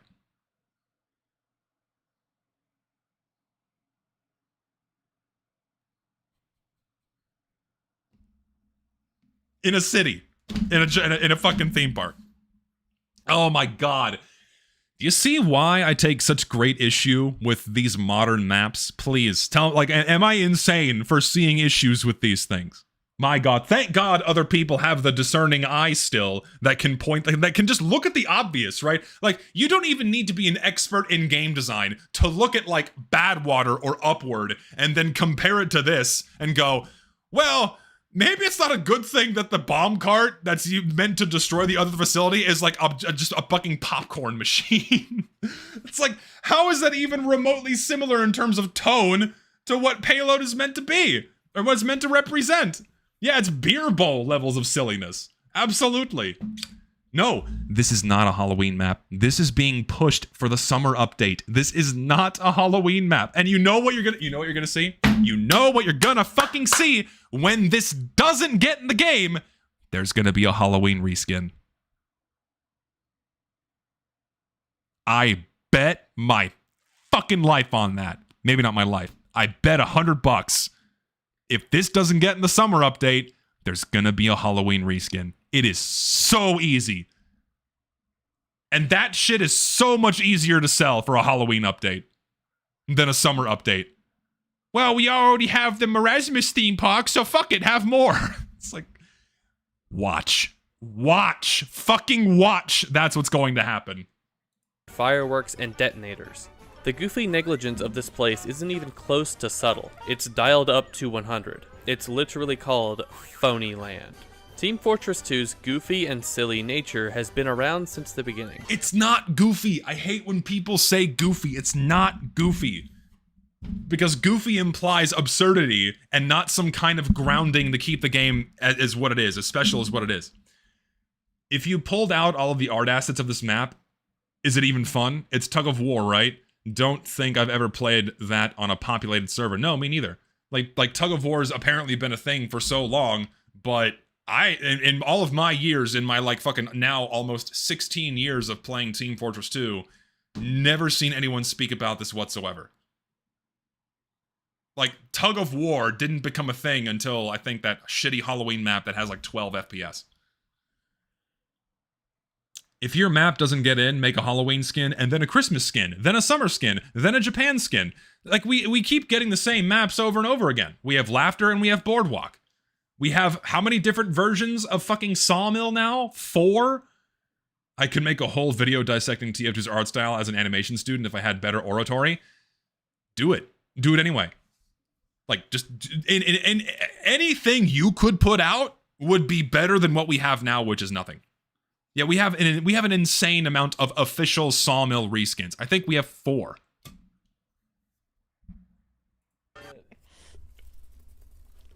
He's got your demo is this like shitty. Like the shit, like this is not goofy. This is funny. This has some comedy imbued into it, but like this is a guy smiling at the fact you just blew the fuck up. Far from goofy. Valve also did indeed bake in a level of absurdism into the world of Team Fortress 2. Although, I know what you're getting at, right? I know what you're getting at. You're hinting at the fact that Valve imbued certain like levels of like reserved comedy into TF2's world. That's like a very part of it is the dark humor that's in the voice lines, how the mercs interact with each other, ragdolls, all of those things. They are funny, but it's not goofy. It's not absurdism. TF2 is very closely grounded in like the pseudo reality. Like a good parallel I can draw, and bear with me here, is the Nolan Batman trilogy. I fucking adore the Nolan Batman trilogy because it's just real enough and like goes into like fantasy just enough where it still seems like it's real.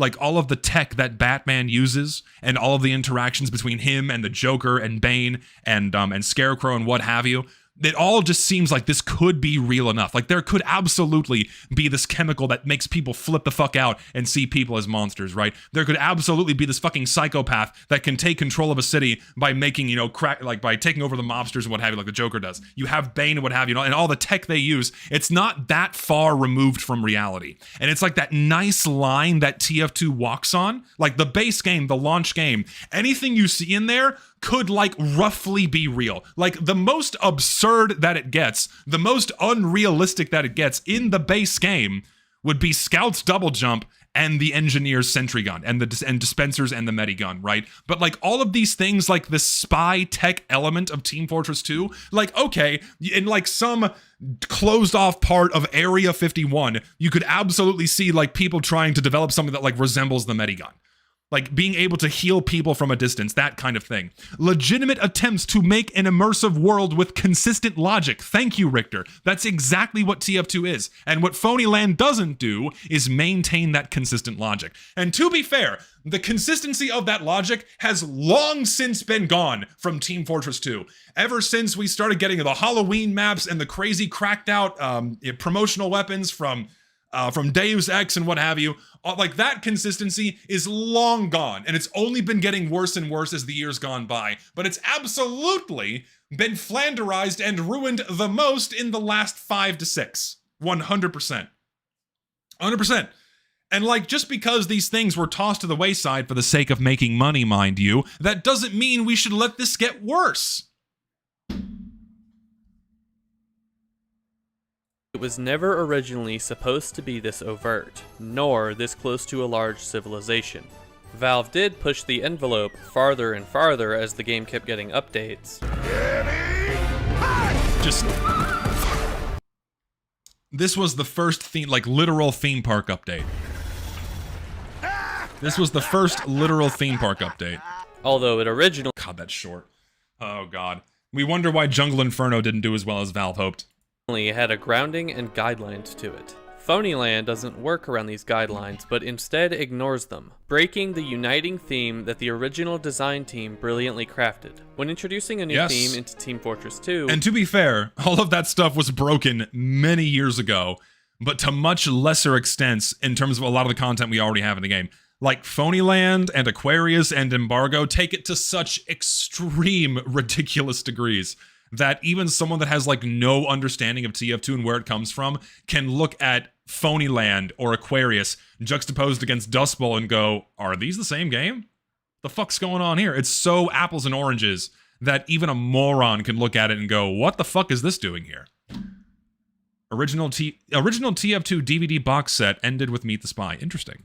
You need to ensure it fits the original design principles. It's not that new themes or environments cannot be introduced. As one of the creators of Phonyland, would you be interested in talking together on stream about it and the workshop? Once the video is done, sure. They were.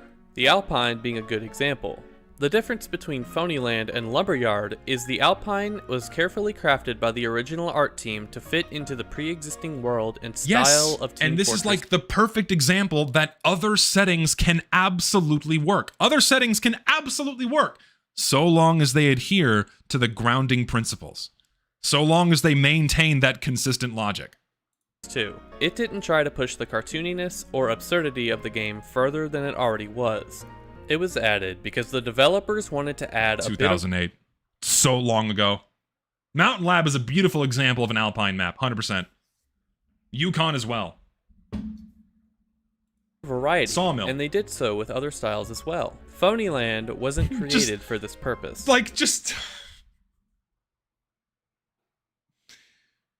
This right here.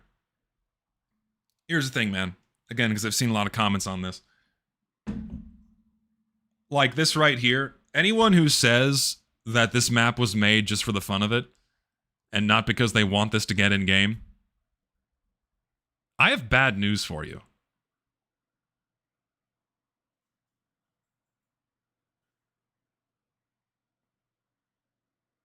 They're telling you to vote yes.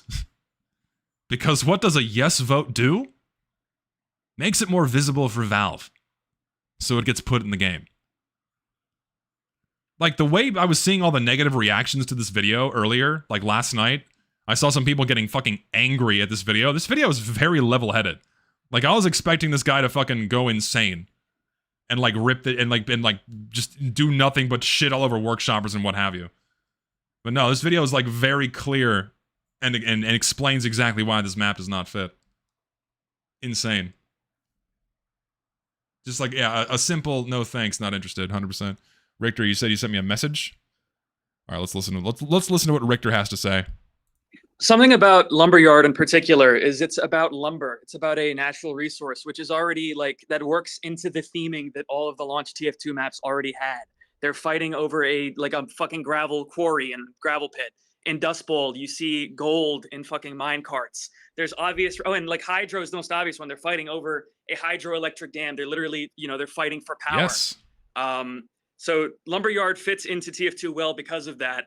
What are they fighting for? Like, why does Red and Blue want to control a fucking, what is it, a theme park? Like, what? I don't get it. It doesn't fit. It doesn't fit. Yeah. Why are they fighting over it? What's the context here? To control the theme park? To get at the warheads that are hidden inside one of the fucking carnival rides? Like, what? Richter, we love you, buddy. It was made to get attention. This goes beyond just this map. This is a wider issue in the workshop and content being added to TF2. Yes. There we go. Now, okay, so this is my guess. Again, I've not seen this video yet. My guess is this section that got people angry. Let's see. Calling out the workshop on their bullshit, which is totally fair. Valve has created a system where they can lazily copy and paste content from the workshop, especially. Make no mistake, that is the number one reason why Valve made the workshop. To offload the work onto the players. So they can take the work, put it in the game with no sweat off their back, no skin off their nose, not having to pay employees, not having to give them benefits. That is the number one reason. The number one reason why they made the workshop. To just copy and paste. And they've been doing it for over a decade, and it makes them loads of money. I miss watching Richter videos in high school. Where have you been, buddy? He's been cooking. Richter's been cooking. Don't worry. He's got something great coming down the tubes very soon. Don't you worry. I can vouch that it's going to be a fantastic video he's working on. So I have a nagging suspicion that it's this section that is what pissed people off. Let's find out. Especially in recent years, they have been picking more and more and more unfitting content. I cannot believe this shit ended up in the vanilla rotation. An overtly themed Christmas map is in the permanent fucking rotation. Not only that, it plays like shit. This map is terrible. Why the fuck did they put this in the vanilla rotation? How is that okay? Like, yet even more evidence that Valve just really doesn't give a shit what they do with this game anymore. It sucks. It sucks so much. Yeah, this is in the vanilla rotation forever. This is now on par with Upward and Badwater and Dust Bowl. Like, this is the quality standard now, is this fucking dog shit map. Have y'all played on this? How many of you have actually played on this? I have. The map is terrible. See, Whatville is at least Christmas restricted. This is not Christmas restricted.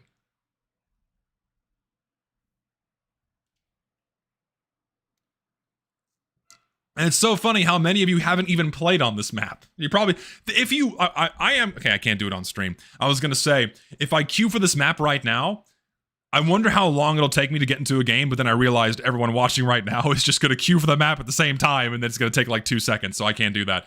Point still stands. Probably wouldn't even be able to play this map if you wanted to.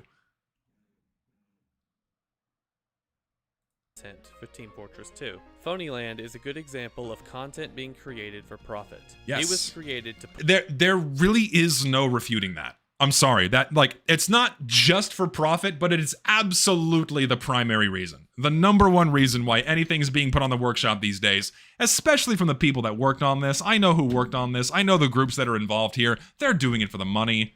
Why else would they ask you to vote on it? Why else are they pushing it so hard on social media? Put eyes on it, so Valve will hopefully officially... Phonyland is off the workshop? Is it really? Did they take it down? I don't know if I believe you.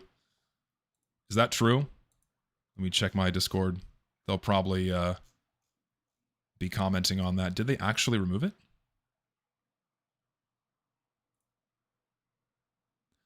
It seems like they set it to hidden. They hid the map. It's hidden. The map is hidden. No longer public. No longer public. Like, listen. Like I said earlier in the stream, this is the result of, like, everything coming to a head. Do not forget, all of this falls at the feet of Valve. Do not forget this. All of this falls at the feet of Valve. They're the ones that enable this shit. They're the ones that are selecting this content, bolstering this angle on the workshop, encouraging the continued creation of this content because it's what makes them the money. It's what continues to keep the game engaging for these people. Right? This is entirely Valve's fault. They enable this shit, man. 100%. Do not forget that. And as a result of all of this coming to a head, we're taking it out on the next big centerpiece that was being pushed for the summer update because we don't want this anymore. What happens when we're not allowed to have direct communication with the developers? The next best thing that we have is the people that make the content that gets put into the game and they get paid for it. We are allowed to express our criticisms. We're allowed to express our disdain with the state of things, especially to the people that are making the content as well. Again, Valve has the final say. They're the ones enabling this, but that's what the workshop is there for. That's what having these discussions is for, is to express our disdain, express our concerns, all of our criticism. Come on.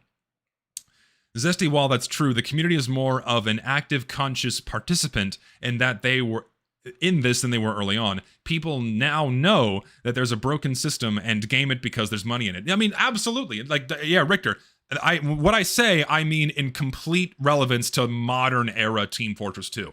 The system is broken. A system that Valve entirely facilitates on their own because of their neglect and how they have basically no content curation whatsoever. They enable this, right? And the ones that are gaming the system are doing it because they get paid, because it works. It's been working for years. And the actual players, us, are tired of it. And this is the result. Because what else are we supposed to do? Just sit here and take it? No. The only way shit gets done, and this makes me so fucking mad. It's why I made a video about this on my main channel. This shit makes me so mad. The only way things get done, the only way shit's gonna change is if we fucking complain. It is the only way shit gets done around here. It's the only way shit gets done for any video game. That's the standard for every game that gets mishandled or mistreated by its developers. Like, go look at any game that's been mistreated by its developers over the past, 5 fucking years. Look at what's happening to Destiny. Look what's been happening to fucking Helldivers. What are those players doing? They're holding their developers accountable. They're holding them responsible for the shit that they're doing or not doing for their fucking games. And yet when we try to do the same thing, for TF2 that's been neglected for the greater part of the past fucking decade, for some reason we're the bad guys? Why? We want the game to be in a better state. We want shit to improve. There's absolutely no good fucking reason on this goddamn planet why TF2 should be treated the way it is right now. For how TF2's updates behave right now and the quality or lack thereof that we receive. There's no reason why casual mode should be behaving the way it does right now. At all. And yet for some reason, when we demand these things to be changed, or at least acknowledged by Valve, they also do nothing. But then we're the bad guys. Why? Why are we the bad guys? I don't fucking get it. It's insane. It's fucking insane. It's okay when people do it to other game companies and other video games, but when people complain about Team Fortress 2 and the state that that's in, no sir. Valve, but just be happy the game is still live. Just be happy the game gets updates at all anymore. Just be happy you got Aquarius.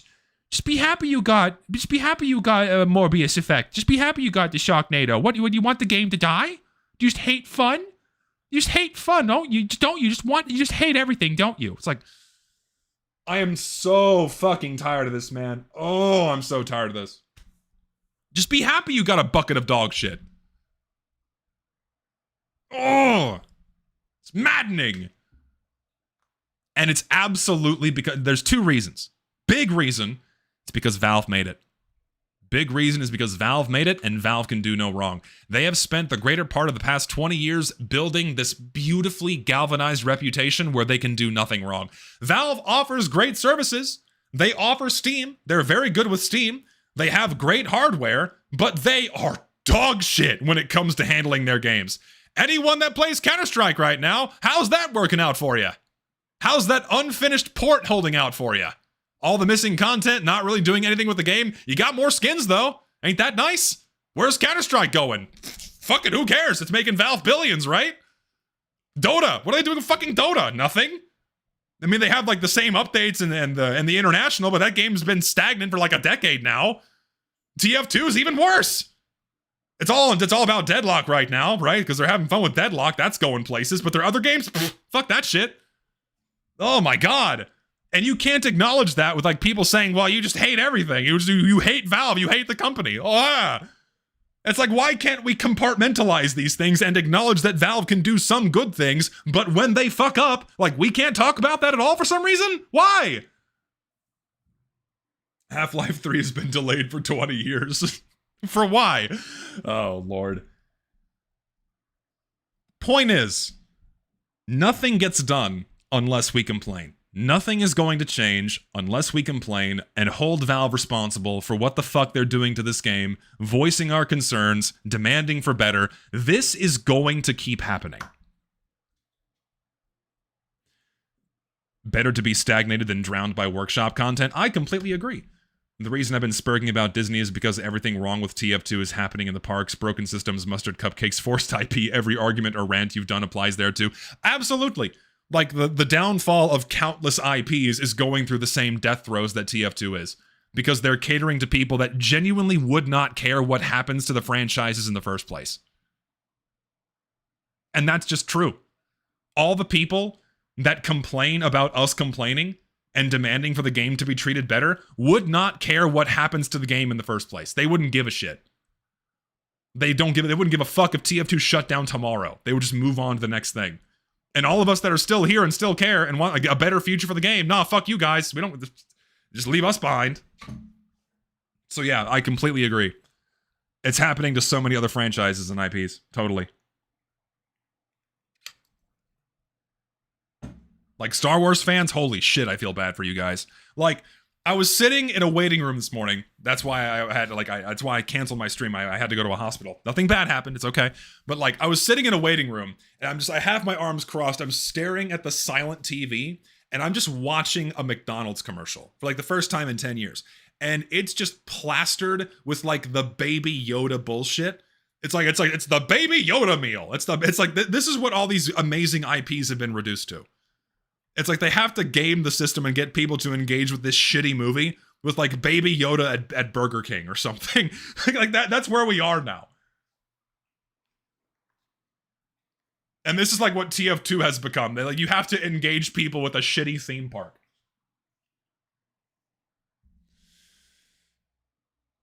We got 4 minutes left. At it, simply so the creators get paid. This isn't speculation either. This map is overwhelmingly created by and, like, yeah, man, can you blame them for gaming the system? Absolutely not. Also, look at this. So he's color-coded how many other items these guys have in game. Make no mistake, many of the items and content we get in Team Fortress 2 come from the same small handful of creators. This is a consistent through line. People who consistently get items into the game, some of which have bragged.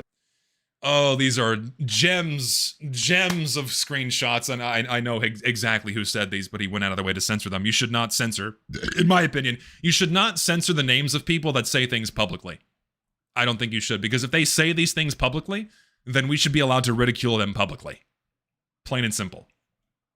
About getting paid and call the players annoying for wanting better. All of these guys have multiple hats or maps in Team Fortress 2. Every single one of these screenshots. These are ones I've shown on in some of my previous videos as well. So, like, these are like the top dogs, or some of these guys anyways, are like the top dogs in the TF2 creation sphere. They hate the game and the players that play it. They are here to make money. This is what they think of you. They think you're annoying. They think you're brain dead. I can't blame them either. Why would they do better when Valve picks from them anyway? Yes. Valve creates no. It's Valve's fault. They're the ones enabling this. They're just playing the fucked up game and making the money. Incentive for workshoppers to fit into the iconic Team Fortress style, and shows them and us that no matter what is created, they will pick it anyway, regardless if it fits the style or not. Yeah. Here we go. If this is the quote I think it is, oh buddy, what a great place to put it. The TF was the first to really have the item thing and do a big community-based item workshop, right? And so we had to learn a lot about what our process was going to be, what we had to figure out what players were going to like. Yeah, at first our team was really picky, right? We want to keep things, they worked so hard on making the TF2 art style and making everything cohesive and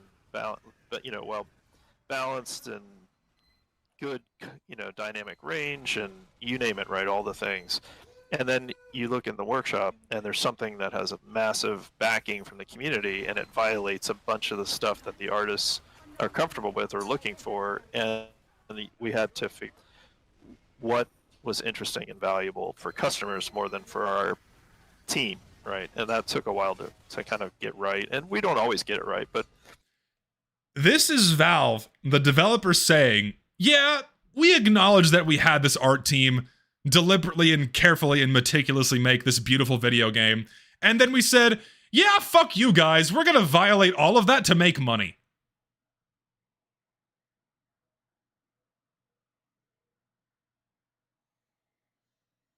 Fuck this shit. We want money now. Ugh. We definitely just put on the side of fun. Workshoppers don't even have an incentive to be honest. Notice this item hid the fact that it can only be seen from the side. Yep. Yeah, this effect is in-game, by the way, and it's a 2D sprite. If you look at the player head-on, you don't see the effect. So many workshop official items content don't show themselves off properly. They don't. No, they don't. And that's the point, because they want them to look as good as possible, so they're upvoted so they can get in the game. Show what these items look like in game. Most don't showcase the maps very well either. We like, and I see so many people in chat saying, "What, bruh? What have you?" Yeah, it's because so many people have like lost the discerning eye for what gets added into this game. Because again, everything is disposable. Everything is disposable now. When you get like 50 or 100 unusual effects, what does it matter if half of them are dog shit if you're gonna get 50 more? And they just become permanent pieces of the game and water everything down to make everything less special and everything less important. It's just, it's, ugh. They only showcase the theatrics in hopes of garnering attention, and they remove negative attention if possible. Yeah, they've been active, up until the map had just been put in private mode, they've been actively deleting negative comments. Because if there's negative comments on your submission, and then they outright closed comments, guess what? Valve might see that and then not add that into the game. This is why No, none of the original artists and developers work at Valve anymore. They don't. For very fucked up reasons. So many people, including me, have gotten up in arms about content being added to the game. It's because we don't want this. Yes, the more we of don't. these maps that get added, the we more do not want bloated this. and further we get from the original art style. A certain major video has gotten together and provided raw data from That's TF2 me! players queuing. Look, it's me! Showing what most people are playing and what tends to be more popular. It's really telling. There are very few maps added overwhelmingly, and I'll just say it again, overwhelmingly, the majority of maps being played in Team Fortress 2 were added before 2016. Most new maps, when they're added to Team Fortress 2, die. Within weeks. Of their respective as soon as the update seasons end, the maps die. They flatline. Loose exceptions exist, but players show they don't prefer most of these maps. No, they don't. Nor do people like most of them if Wheezy's... And it's not just me. Wheezy's map rankings are very similar to mine. People don't like these maps. People overwhelmingly agree, both qualitatively and quantitatively, either by looking at the map or playing on the map, that they suck. That they suck! And Valve keeps adding them! Excuse to complain again how all cosmetics look like they're made of Play-Doh. I miss thin, lower poly cosmetics that abide their best to the artistic foundations of Team Fortress 2. Absolutely. 100%. I am also very sick and tired of overbaked models for cosmetics. 100%. Survey is of any indication. So please, to the workshoppers that make items for this game, please make more items that fit the original iconic style this game originally had. I know you know what sucks? You know what sucks? Is that the people that they're making these items for don't actually play the game. The vast majority of the exposure on social media that they get mostly come from people that know Team Fortress 2, but they don't know it because they play the game. They know it from the memes, they know it from the comedy, they know it from all the mercenaries, like, oh, it's the heavy from the iconic game Team Fortress 2, people that like played the game for a little bit in the past and mostly engage with just the discourse surrounding the game, but not the game itself. And if you're not appealing to that massive, deep well of social traction, then this shit's not gonna get upvoted on the workshop. If you make like a true, pure, traditional TF2 map, without a gimmick, without bright flashy colors, without something silly slapped onto the middle of it, that's not gonna go viral. That's not gonna get attention. And it's going to get buried by all the stuff that was made for attention that will go viral because of the gimmicks or the memes. 100%. And so that content does not get made anymore. This kind of content gets made now. Like, we can ask them all we want, like, guys, please make some more well-grounded maps that abide by TF2's art style. The problem is, Valve doesn't add those anymore. That's not what gets the attention. Content for TF2 is made to get your attention first. Full stop. You guys have talent. You are very clearly really good. And there at are. item They creation. have talent. You can make good. All this sucks, by the way. With majority of you having some items that absolutely ooze passion, and even recent stuff looking I fitting wouldn't go that far. the game's art style. And you also have items in game that clearly took a lot of effort. All I ask is for better. Valve doesn't know what it even looks like based on the Walker Jr. clip. No, yeah, like anyone at Valve like dealing with TF2 right now probably doesn't play they definitely don't play the game. Anyone that touches TF2 definitely doesn't play the game, and they have no idea what things look like right now. Like maybe one or two people do, but they're not allowed to act on it. Especially from Valve. And that's all I have to say. Like and subscribe if you want. I'm NonMoth. See you around. Is there a conclusion? Is that it? Some credits. That was a very nice video to see. A very nice breath of fresh air kind of video to see. I'm going to post the link in the chat so you guys can go show this a little bit of love. Please, please do. Go show the video some love. Leave a like, because we need more videos like this. I think we do. We need more videos that have that critical, discerning eye, that share their complaints, that share their thoughts on the direction of this game, because it can't just be me. It can't just be me. For obvious reasons, it can't just be me. We need more people that actually care about the game speaking about it more. Because if we don't, the direction we're going in is not good. I made a video. What else do I say? I made a video about this too. My video about TF2 is broken and no one cares. Yeah, Non-Moth is here. Hello, sir. Yeah, like TF2 is broken and no one cares. No one seems to care. No one talks about these problems. No one talks about the stagnation of the game's update cycle. No one talks about updates being consistently broken, the matchmaking system failing, map quality and cosmetic quality going into the fucking floor, appealing to the lowest common denominator of people that don't even play the fucking game. No one talks about these things. Ever. Ever. Aside from myself and a handful of smaller channels like this. It's so maddening. And the only thing that's going to make this shit change, it's going to break us out of the status quo, is if more people complain and demand for things to change. Speaking of CS2, the recent trade-up souvenirs update is finally making the community slowly realize that you don't own anything in your inventory. No, of course not. Valve, anything Valve does to Counter-Strike is for making money. 100%. TF2 is actively bleeding players, and new players have no incentive to stick around. No, 100% too. That's like that's my commentary I'm putting out on here on the second channel, probably early next week. I have a whole commentary about that. And I feel like a broken record because I know I keep saying the same shit over and over again, but like, what else am I supposed to do? What else am I supposed to do? Of course I'm going to be repeating myself because the same problems are still here and nothing is changing. Duh. All right, where's Mr. Zythe here?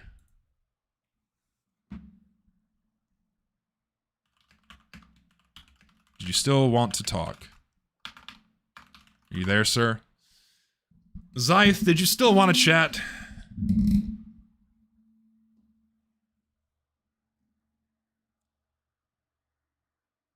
All right, I'm going to call this guy.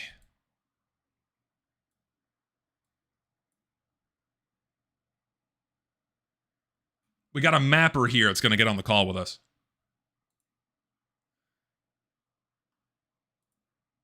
All right, hop in. Hello, am I audible? You are indeed audible.com. Shalom, sir. How are you? Is that your sponsor? I sure hope not. No, it's not. Bad joke. -2, 100%. -2. -2 was terrible. What's up, Zythe? How you doing, man? I'm doing well overall. I'm just kind of, stressed out being at the receiving end of everything, but yeah, I mean, I understand that. Yeah, it's not fun to be speaking from experience, not fun to be under the critical lens of a ton of people at the same time. Of course. So what's on your mind? I don't know. I have a lot of things that are on my mind. Yeah. Mostly in relation to how, like, well, one of the opposing views is obviously like, I think Funnyland looks fine, right? Okay, this is my hot take. Sorry, but it's not obvious. It's obviously not going to be the same for everyone. I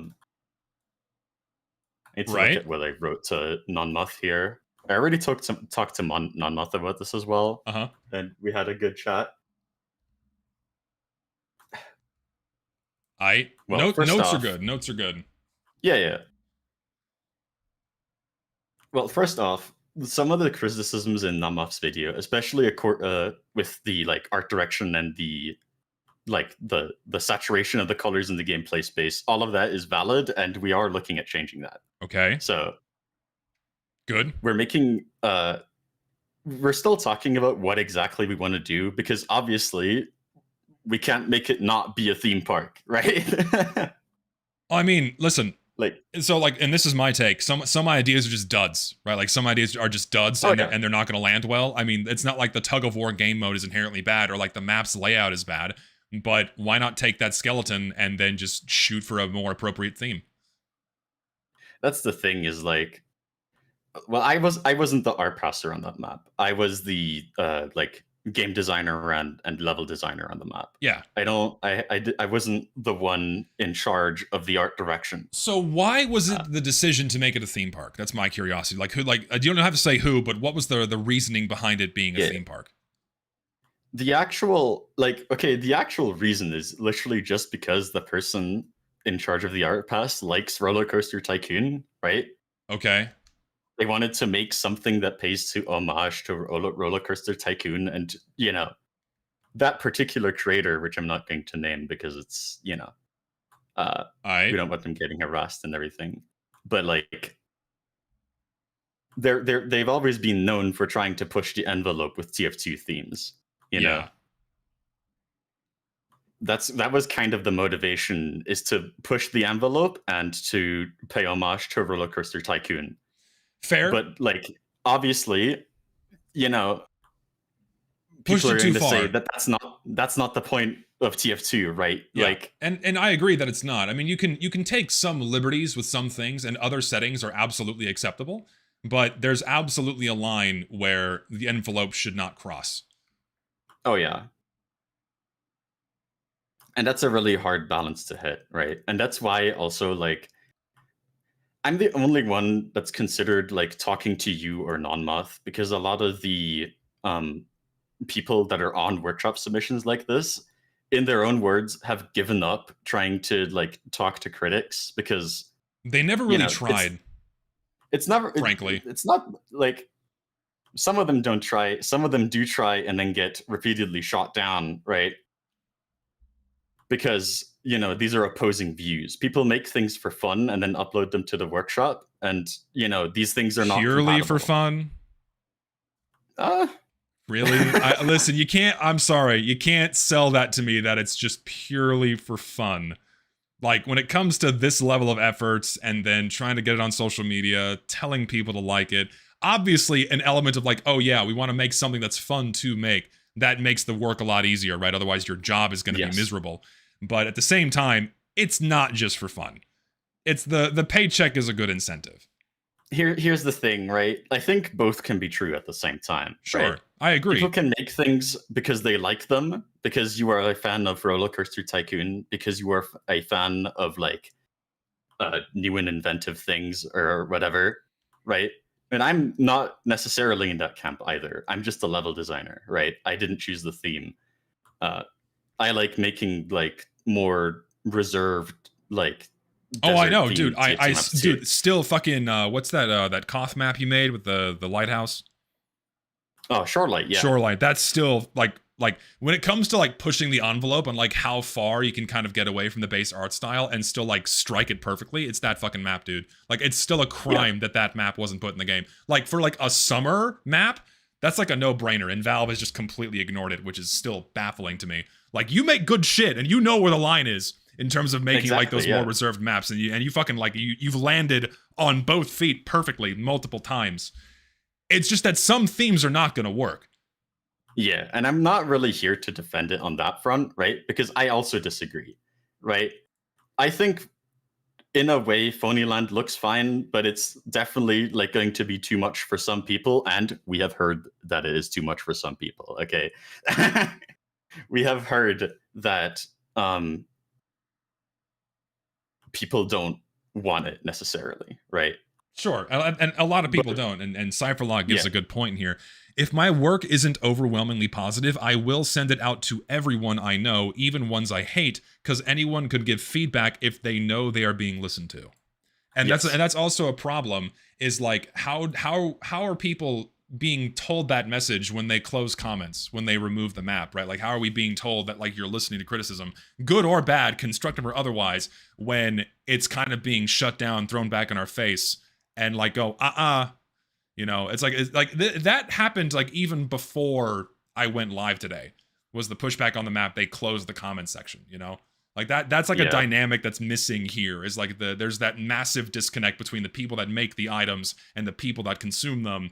And it's because it's really a direct relationship between Valve and you guys, and not Valve, you guys, and us, the players. Like, that's a massive disconnect that still exists. And it's persisted for a very long time. And it's immensely frustrating because, like, we want our voices to be heard too. But when we try to give our voices, if it's anything other than positive, it always seems like it's thrown back in our face with like a big fuck you. We're going to get this like our stuff's going to get put in the game anyway. So why should we listen to you? That's what it feels like to me. This kind of thing is really complicated because people's feelings are at stake too, right? Like, No, I get that 100%. And like I get like I'm sorry to cut you off, but like one more thought on that. I completely agree. You pour a lot of time and effort into this, and like it sucks when it's not positively received. Like, I make my YouTube videos, and like if the video comes like it bombs, or like if I have like a shit stream that day, like I get self-conscious, I get upset. It sucks when people don't like what I'm doing. I get that. But at the same time, you kind of have to divorce yourself from that if you're putting things out there. Yeah, if you don't divorce yourself from that, especially from the angle of like, okay, I want this to be an official piece of content in Team Fortress 2 that is actively played by shitloads of people, naturally, not everyone's going to like it. Like, you have to take yourself away from it. This is a very, like, difficult thing to try and, like, communicate, because let me think for a second. No, you're fine. Yeah. Your Richter has a thought. Modding standards are different from workshop standards. One is a candidate for profit material. In a AAA game. Yeah, 100%. That's why modding is so different. Modding or putting things straight on the game banana, there's no profit motive whatsoever. And so, like, if you're wanting to do things purely out of passion for the game, and you don't want it considered for official edition, you wouldn't put it on the workshop. Yeah, that's something I've said multiple times. Well, like, I've seen people also in chat ask why the map got removed. And this is like, you know, right now, people are getting harassed. And obviously, you know, with a big audience, you can't really control that fully. Don't harass people, you know? No, yeah. And no matter how many times I say it, you know, you can only do so much. Yeah, you can only do so much. And right now, it's been hidden because we just don't want it to get spammed to death, you know? In what way? If comments are closed, how is it getting spammed? I mean, it's being spammed with negative ratings, right? How is that a bad thing? That's one thing. If people it's don't, not a bad thing. I mean, if people don't like it. I'm not the one in charge of the workshop submission. I personally wouldn't have hidden it, right? But that's me. Yeah, I think that was a bad move to hide it. Yeah. No, because like if you hide it, you're telling people that it bothers you, right? 100%. And that's why I can't really speak for them in that regard, right? Yeah. Because I think, and this is also kind of addressing what Richter said, to me, the workshop is kind of like a big crowdsourcing platform. And obviously, people and Valve has made it very clear that anyone should be able to upload anything they like. And then it's up to the players to vote on the item, right? Right. That makes sense. Yes. It also means that things like Phonyland are obviously allowed to exist, and people are allowed to voice their opinion on it. Yeah. people are just, No, sure. Like no one is debating that this can or cannot exist. People are debating and are concerned with it being added as an official piece of content. the official game, yeah. And yeah, that's why that's the main concern, because it's like there are like shit. Lord knows how many maps are on the workshop right now. So many of them being of various quality that, and that's something else that the workshop has kind of inadvertently become too. You know this. People use the workshop to host their maps because of how easy it is to subscribe to something and then just play it on a community server, right? The problem is that it didn't stop there with maps like this. You know, it was very obviously being pushed to be accepted into the game. Yeah. Right now, the map is just hidden purely like because of damage control, and because people don't want the like profiles of everyone on the like credits list to be visible. I'm very appreciative that Non-Moth like censored all the names of everyone, because otherwise, who knows what could have happened. But I mean, like it's at not too worst, bad. I mean, like okay, so like the thing is, all of this is very compartmentalized on Steam, and this is just something I disagree with. Like, what's going to happen? Okay, you're going to get negative comments on the submission itself, and then you're going to have people going to the profiles of the creators and leaving negative comments there. And then it's like, okay, you can just block the people doing that or turn off the comment sections on those profiles. You know, it's like it all kind of falls into that same avenue of, okay, all this stuff is being posted publicly, and you're inevitably gonna get assholes coming your way, right? These guys have been doing this shit for years, or many of them have been doing this shit for years. So like, it should be expected. It should be, but as a designer, it's important to remember that people's feedbacks are not an attack on you as a person. No, they're not, and I think, and that's something that's annoying too. Go on. No, you go on. No, I was going to say, and very often from what I've seen, whenever something like this happens and you get very good feedback, like a Non-Moth's video, like the criticisms are very well thought out and they're constructive and what have you. And then a lot of people kind of feed off of that and repeat the same thing, or even something as simple as, oh, well, this doesn't look like it fits in the game, or this is kind of shit, what have you, or like literally saying, well, this is kind of shit. Those are all feedbacks and those are all criticisms. And like, you can, it's of course up to the creator to take that to heart or not, and just say fuck it and completely ignore them and just do it anyway, which is fine, whatever.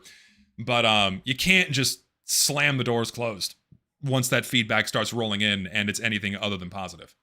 Yeah. Not saying you do this, but a lot of people do. No. A lot of people do in the workshop and scene. I personally don't agree with it, but I completely understand just wanting to shut it down because you don't want to deal with it.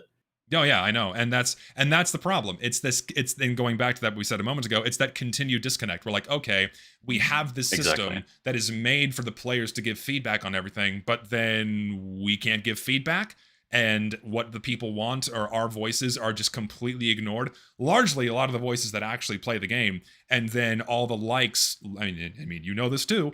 A lot of the likes come from social media. Twitter, Reddit, what have you, people hyping it up. A lot of people that don't actually play the game, but like see, oh, here's like cool flashy thing with TF2 juxtaposed against that. Oh, wow, that's cool. I'm going to go like that. That kind of thing. And while everyone else like here in these circles, the people that play the game are just ignored. And that's immensely frustrating. It's like, and Valve is the one enabling all of this, by the way. Like Valve is 100% enabling all of this. You guys are just playing in the system that's out there, right? And you're gaming the system to for your benefit and what have you. And I don't blame anyone for doing that, especially when it's a hustle to make the money. I know there's a lot of money in this shit, but it all goes back to the feet of Valve. But responsibility does go both ways. Like, okay, if Valve's not the one that's going to be doing what they need to be doing, then it really should be up to the creators to like keep those avenues open for feedback and to listen to the people and like, hey, okay, we want to make things that make people happy, but also earn us money. And so when you cut out the people, it completely ruins that dynamic and pisses everyone off. Pretty much. Yeah, and Cypherlock says something else. Some workshoppers think if they let bad comments happen, Valve will see it and say, they got a point, which is stupid. See, I think Valve may actually look at comments, and if they see it... You don't think they do? I personally don't think they do. And it's also because, like, we know by now that ratings on a submission don't matter unless they're like insanely negative, right? Like we've seen with other content in the past. Generally, like the map with the lowest ratings that has ever been accepted into the game had 50 ratings at the time that it was selected. Which is right. Which map was that again? I don't remember. It might have been like Chile or something. Yeah. If that's the case, that checks. That checks out. I don't remember which one it was off the top of my head, but it's like we don't like workshoppers don't really fish for ratings or anything. We fish for visibility, right? Oh, absolutely, and that's like what a big boost of ratings is going to do. Is going to put it on the front pages. Exactly, but this is where I'm gonna like rant personal for a little bit. Go for it. Just remember, you're on stream. You have, over 1,000 people watching. So just be anxious. Oh my god. Well, I'm just saying this for your own good here. Don't say something you don't want a lot of people hearing. Is what I'm getting at. To me, it's pretty frustrating hearing you on stream repeatedly say, "Oh, I wish people made more things the classic way," because especially this year, some quick stats around. I think it was 45 maps total were uploaded this season to the for summer on the workshop. Yeah, which sounds like a lot. It's about average. 45 maps is like mostly what you're gonna see, but it's mostly because only a few of the like really big ones eat up all the attention, and the rest gets like lost in the noise. Yeah, which sucks. I feel bad for the people that make the really good maps, and then it gets buried by the hyped stuff, the viral stuff. Exactly. Funnyland is the one that's taking up a lot of the attention this year, and even like big evil corporations say, any press is good press, right? In a way, you could see it that like all the attention Funnyland is getting is good for it, even though it's getting a lot of negative attention because it's still getting visibility technically. Sure. We decided that wasn't good enough for us, right? We removed it. But right. It feels weird hearing people say like, "Oh, what if workshoppers made like desert themed maps instead?" When we have this year, especially, I counted them. So hype 50%. Those. Hype those, man. Those are the ones. No, it's not. I mean, those are the ones y'all gotta be making trailers for. Those are the ones like you can absolutely dude. Do you know how cool Badwater has been made to look over the years? Thousands of times, Badwater has been made to look like the most badass, fun map on the fucking planet with SFM animations and gameplay clips. So many of the classic maps, you go back and watch any video or any clip, even on a modern stream, people are having a fucking blast. And you could absolutely do the same with like a more grounded TF2 themed map. It's just about how you sell it. That could absolutely be done. And that's what we don't see. Like, we don't see epic trailers of more grounded maps. Like, if y'all did that, man, that would go hard. Like, do you know how big it would pop off if like you'd like just really pushed a super solid, tight TF2 themed map and you made a really good fucking trailer for it? Like, we're going back to the oldies, we're going back to the good old days, and you just make it fucking like just really, really solid promotional material for it, and the map of course has to be good. People would fucking eat that shit up. People would love that. Here's the thing, and I'm talking about experience. Like, I don't know if that is true, right? I don't know if that's possible. I've not really made like trailers for maps that look this way or anything, but even like the maps that I uploaded this year struggled to break 200 ratings, which is pretty bad, especially compared to the other things that are up. Here. And sorry, but Richter makes a good point. Phoenix made it in. He doesn't like that map personally, but it's proof that you can succeed with a mostly OG palette. But the real problem is that the current model is whatever the children want. It's whatever gets the attention. It's whatever gets the attention. And historically, the way that people have seen it, it's not the desert ones that get the attention, unfortunately, right? And maybe Phoenix that's because people. Phoenix was massive. Oh yeah, I know. It's like, and Phoenix didn't even have a trailer, right? Yeah, like. But some people don't even consider like Phoenix classic, right? I don't. Like people's definitions, exactly right. Like people's definitions on what constitutes a classic map is wildly different, right? Like when you're describing a Badwater themed like map with like lots of effort put in to make it look classic, I think of Arid Pass that was uploaded to the workshop like this year, right? Yeah. It was explicitly made to look exactly like those maps, and it even uses like the font for like the Gold Rush update in the thumbnail. Okay. But even that one got like half the amount of ratings that Phonyland did, right? Sure, but like, what else did Phonyland have? You had big accounts pushing it. trailer, You had it had- trailers. it You had, it was on yeah. Twitter. People were talking about it. Like, if you gave it that level of pushing, people would fawn all over that stuff, man. I guess it's something that people need to experiment with, right? Sure. Because even like, it's difficult to make people care about something. You have to really push it in their face to make them give a shit, right?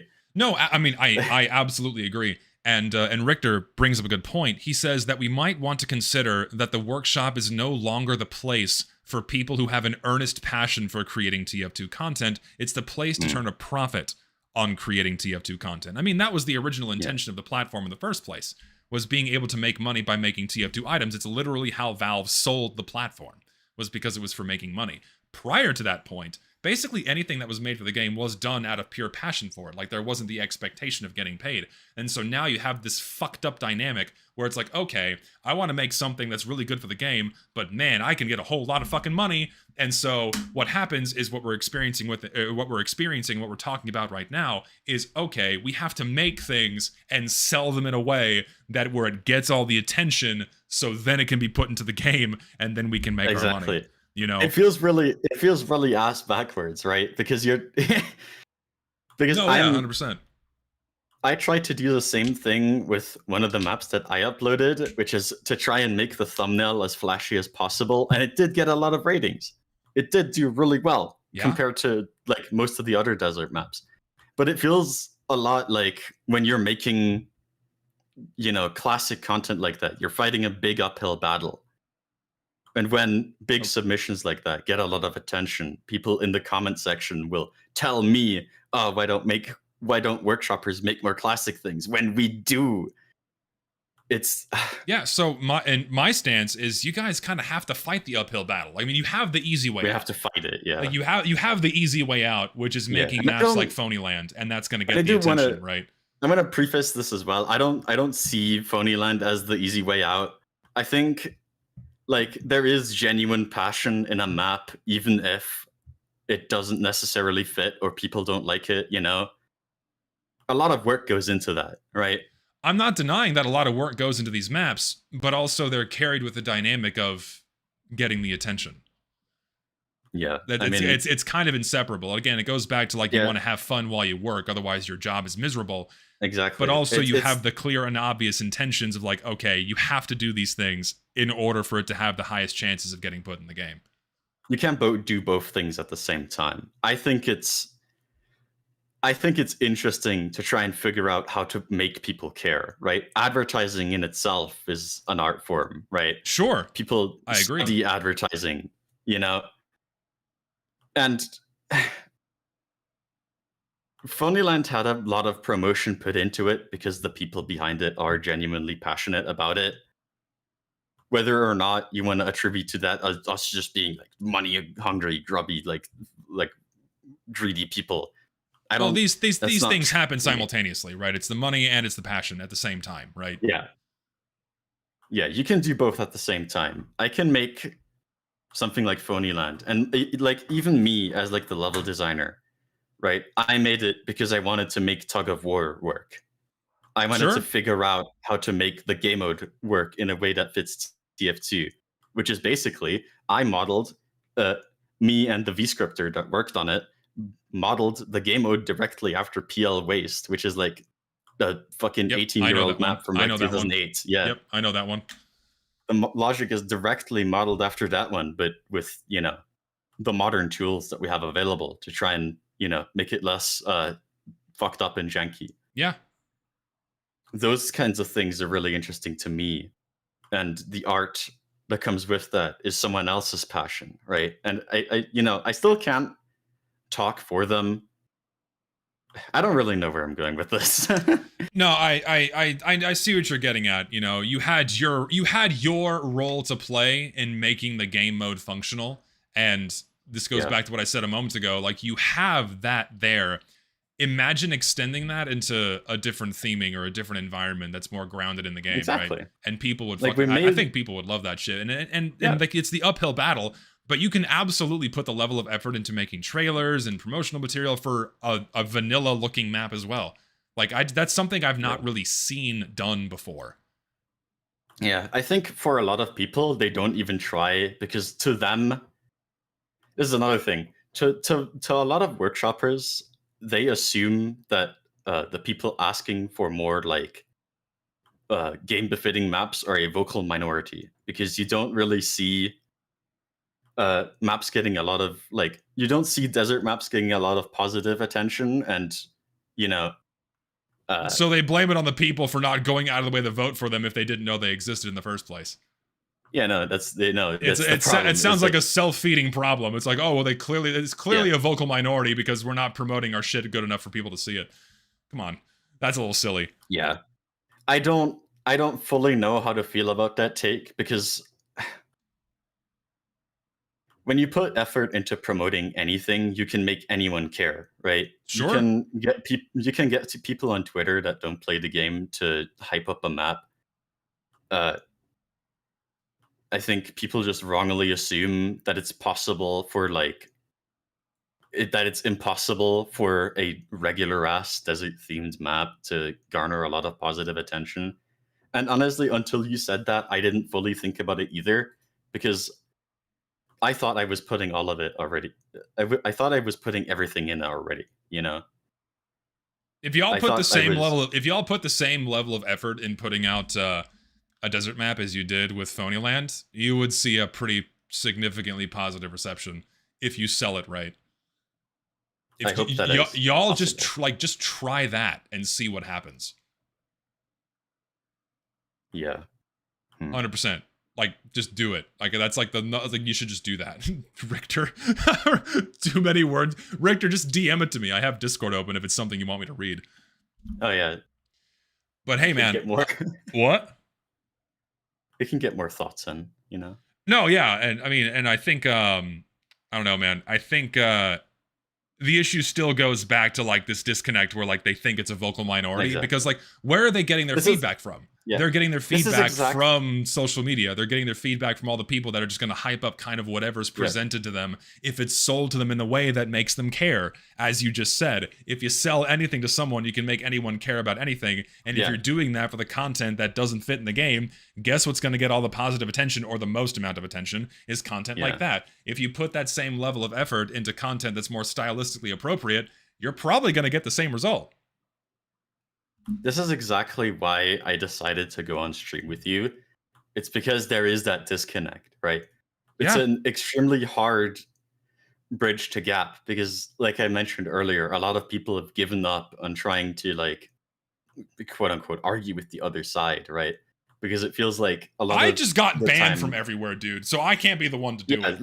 No. Like, they just fucking banned me everywhere when I attempted to cross that fucking bridge. So I can't do shit except stream and have this one-way communication, except with people like you that want to come on. Because people eventually give up, right? Like, people with differing opinions are going to, like, argue about things all day, and eventually one side just gets tired, right? And they just get rid of them. In a very crude sense of the word, right? Yeah. And it feels unfair to you that you were treated that way, but I also understand why, because arguing about these things in the circle over and over again gets tiring. I was never even given the opportunity to have a conversation. It how many years ago is this? 3-4 years ago? I think more than that, or somewhere around that long ago at this point. They just slammed the door closed in my face. Yeah. Like there wasn't even an attempt, at least not with me, right? There wasn't even an attempt. And so it immediately became like this one-way street in either direction where we just can't have any kind of meaningful conversation And then any time that I see them speaking about me, them being, specific people, it's not always the nicest shit. For me, I usually, stick it to like what they work on and then what they say in turn about the people that play the game or what they say about me, usually as a reaction, that kind of thing. Usually, again, commenting on things they post publicly, but then like the shit they say in turn about the people they're making items for and then like my own person, it makes it very hard to have to like even want to have a charitable conversation at this point because I want to. I want to talk about these things, but they won't even grant me an audience because I hold the wrong socio-political views. It's difficult. I can't really comment on these things either. Like people are saying I'm here to gaslight. I'm not. No, Zyth's chill, guys. Trust. Like I've known Zyth for a very long time. Zyth's chill. Like don't worry. This guy's he's fine. I try to keep an open mind when it comes to these things, and I'm in the minority there, right? Like it makes these kinds of things very frustrating. Because I wish we're all frustrated. More positive. We're all frustrated because like this is the end result. Is like shit coming to a head with people reacting to this map the way they did. That this is what happens. Like the frustrations get taken out on like this one thing, and we just kind of ignore the larger overarching problem that is this lack of communication, that is this lack of care from Valve, and like anytime that I know I toot my own horn too much. People get angry and upset when I do this, but like. I try to speak about these things. I try to get people's attention focused on Valve. I try to get people's attention focused on demanding for better communication and better content from Valve's side of things. But at every turn when I do that, it just gets thrown back in my face like I'm some evil belligerent. And it's extremely frustrating because like nothing is going to change unless we do that. And like hold Nothing Valve and like, right, because like we can hold you guys accountable at the same time, but the problem is that no one wants to hold Valve accountable. Like no one wants to touch Valve. At the end of the day, Valve is the one who decides what gets into the game. Yes. And out of everything that we've talked about, we can talk about how it's a crowdsourcing platform, whatever. At the end of the day, they are supposed to be the filter. And if their values have shifted so much, then I don't really know what to say, but other than maybe we should talk about that more. Maybe we should talk about Valve more and maybe hold them accountable for what they're doing with the game. Yeah, that would be a good thing to do. Yes, in my opinion. It's important to talk about things, and it's important to talk about to the opposing view. Yeah. Cypher, is that true? How items accepted are literally in a lottery system? Is that actually true? Have you heard about that, Zyth? I've heard many fucking fan theories on how Valve selects their items. Yeah. The most common thing that I heard people say is that Valve puts items that they like into a big hidden collection and then pick from there. That's what I've heard too. Which is why we randomly get old ass content because they just scroll down in the list and pick something really old. For variety too, right? Yeah. Because Valve likes to pick variety, and that includes novelty items, right? Yeah. And because novelty item, this is something I maintain too. Like novelty items, a little bit's fine. Like that's a little bit's fine. But that's the thing. Valve likes to pick variety because in an item case, if we look at a Warpaint case, for example, they want the variety of camo patterns for the guys that like camo patterns, airplane shit for the people that like airplanes, and vomit for the people that like vomit, right? Whatever. Yeah. Yeah, unfortunately not a lot of people like the vomit, and so they thankfully stopped adding so much of that. Yeah, no, but there are the same way that they refuse to update items because someone might like them, they add items that a lot of people might not like because someone might like them, right? Yeah, which is insane to me. They pick novelty because there is an audience for novelty. How big that audience is, we don't know.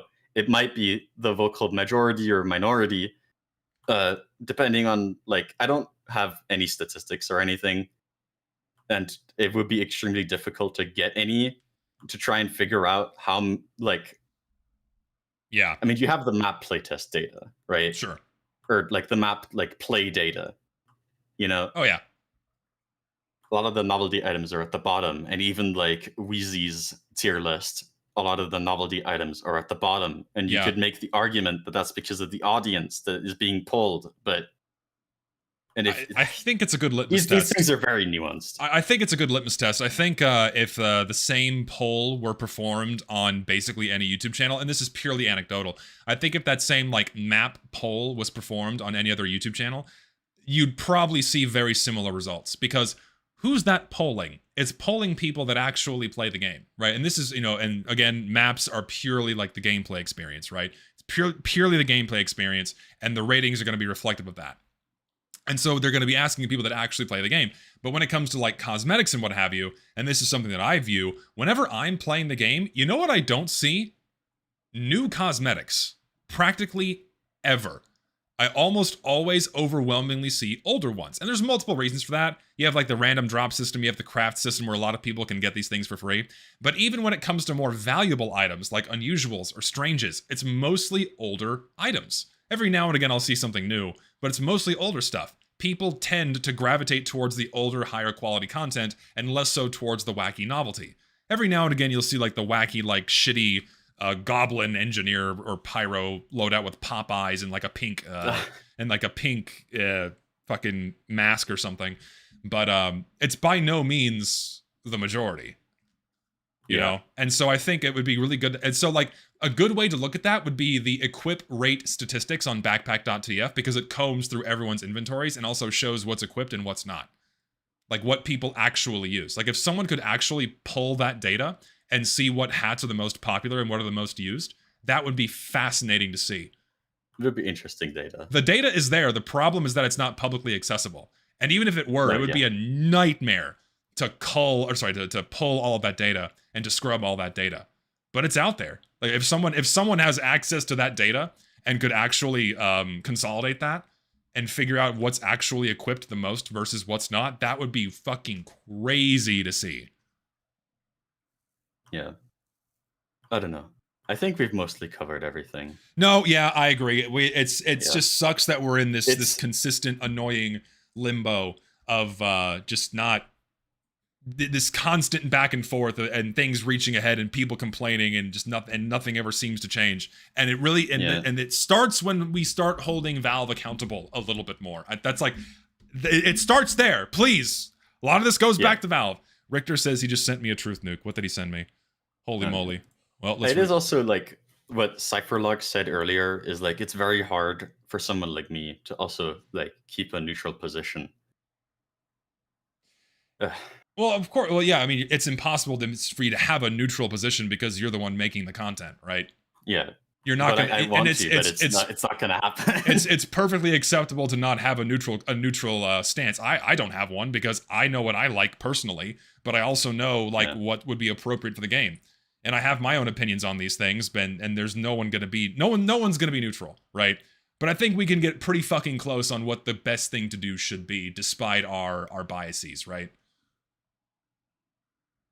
Like you and I agree on a lot of shit, when it comes to how things should be treated and like what would be better for the game, right? Like a lot of that stuff is very obvious, but it's just no one wants to have the conversations and no one wants to pin that final step of the filtering on Valve. So that's what's got to happen first. More conversations and hold Valve accountable, please. Be so good to do that. I hope overall this chat has been positive. I think, dude. I mean, yeah, this has been good. Like, finally having someone else who like worked on these things openly speak about their own frustrations and their side of it all. It's good to hear because most players don't know these things, don't hear these things. Yeah, at all. Once again, the disconnect, whatever. Yeah, so it's good that people come on. So. Yeah. If ever you'd like to come on again and have more conversations, we can even have you like on fucking Idle Time. Any other workshoppers want to come on Idle Time? Maybe. That's a much more relaxed environment where there's not a live audience breathing down your neck. So maybe, yeah. I mean, I have been kind of tense this whole time. Yeah, so we can get you back in a more relaxed environment, and I think we can have more good conversations. Idle Time would be good for that. Totally not shilling my own podcast here. Self-ad. You're plugging yourself. I am plugging myself, but it is a good place to do it. I'm not even kidding. It's very relaxed. We're chill. We just get in the call, get a little tipsy. It's fun. I will consider your offer. Okay, consider. I've already been pinged about being on your live stream, so I kind of want to get off right now. All right, that's fair. You're fine. Thanks for coming on, man. I think all of us really appreciate it. Despite some of the really like mean comments I'm seeing in my chat, you guys are not helping. No, it really doesn't help to bridge the gap, and this is why a lot of people are hesitant to try and reach out at all, you know? Yeah. And look what happens when you do. Nothing bad happened. At least I hope not. Oh, I mean, aside from like someone calling you like a grifter or something in my chat, which can be very easily ignored, that it doesn't like fuck that shit. Who cares? It doesn't mean anything. It doesn't mean anything. Like yeah. Having processed feedback for so many years, I've kind of learned to ignore these kinds of things. They're immaterial. They don't matter. Yeah. So your head's not going to explode. In other words. Thank you. Thank you for personally choosing to not explode my head. Don't be so sure. I'm in your walls. Thank you for having me on. Yeah, man. Take care. Goodbye. See ya. Zyth is chill. Zyth's chill. Known him for a long time. Very nice guy. But yeah, that's what happens when you have a conversation. Is nothing bad happens. You just talk. Ain't that a pip? Ain't that a treat? When you just talk with somebody, it's just not that hard. Hey, instead of just like banning them and turning them into this fucking demon by calling me things that I'm not, what does that fucking do? What do you think you're gonna get back in return, huh? Fuckers? Instead of just like wanting to talk, no, fuck you, we're gonna call you all this horrible shit. And then I call you out on me calling me horrible shit. Come on now. Where does it get you? Anywho, I missed several donations. I apologize. The thing further back actually. Oh, I missed a lot. I'm very sorry. I missed a lot. Let's see. Helldivers has literally an opposite problem. Ironically, devs make game hard without sense. Community complains. Tryhards dox complainers repeat. That's what I mean. It's like what I was referring to there was you have a lot of people kind of also people do complain to the developers, which is what should happen. That doesn't happen at all for TF2. If it does, it's not a lot of vocal people, not a lot of big people do it, other than myself and some smaller channels. But yeah, I don't think I've been doxxed for complaining before. From the IDW Sonic Starline, why the constant theme parks? Eggman, I like theme parks. Valve as Eggman would be funny. I'll do that for the next thumbnail instead of titties. A major problem is that people are incapable of recognizing when an idea doesn't work and constantly shoot down any criticism that isn't 100% positive. Yes, a lot of people do behave that way, and it's immensely frustrating. If you're putting something out on the internet, don't be surprised if you get negative feedback. The problem is he is acting like he doesn't know what the issue is, and we know the issue. The issue is money and feelings. Well, you heard the conversation here. We were touching on what the actual problems were, and the feelings and the money are absolutely dynamics that cannot be ignored. My 5 cents, there's also a lot of malice assumed on the people making it, even if there arguably isn't. They made the map to mock you and take your money. See, no one, and certainly not myself, no one was saying that they were making this map to mock people and to take your money. I mean, there was absolutely the incentive to get paid, but from what I was seeing, making the map to mock someone, that's a lot of work just to make a really well crafted map in terms of objective amount of work it took to make it just to mock someone. Thing about Phoenix was the overlaid effects and edits on the promo pics. Yeah, I mean, when it comes to Phoenix, you can absolutely doll up some thumbnails, make some promotional material to sell an otherwise vanilla-looking map, and it would absolutely get a bunch of traction, 100%.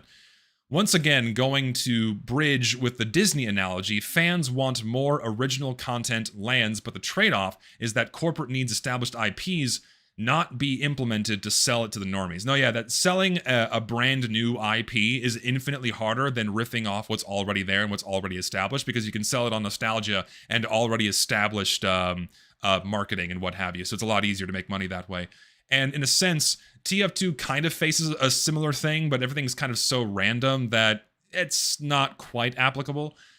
Also, the unspoken TF2 paradox: most people that still play TF2 don't consume much TF2 media beyond YouTube, and most people that don't play TF2 actively engage with all TF2 media. Yet, again, you have the massive disconnect between who actually plays the game and consumes the content being added versus where the majority of the discourse is coming from. Always had the idea to have Zesty write a script and someone like Uncle Dane or Lazy Purple post their version to see what the reaction is. I have contemplated that before, where I write a full script, or at least give like a skeleton of a video, and then hand it off to another YouTuber just to see what the reactions would be if the opinions were coming from someone other than myself. Only in TF2 we have sociopolitics between pro Emporium and pro Zesty, pretty much. Zyth magically disappearing tomorrow, hopefully not. And yes, Zyth, very nice guy, very chill individual. We love you, sir. Couple more things to go through here. Richter sent me a truth nuke. Let's read this.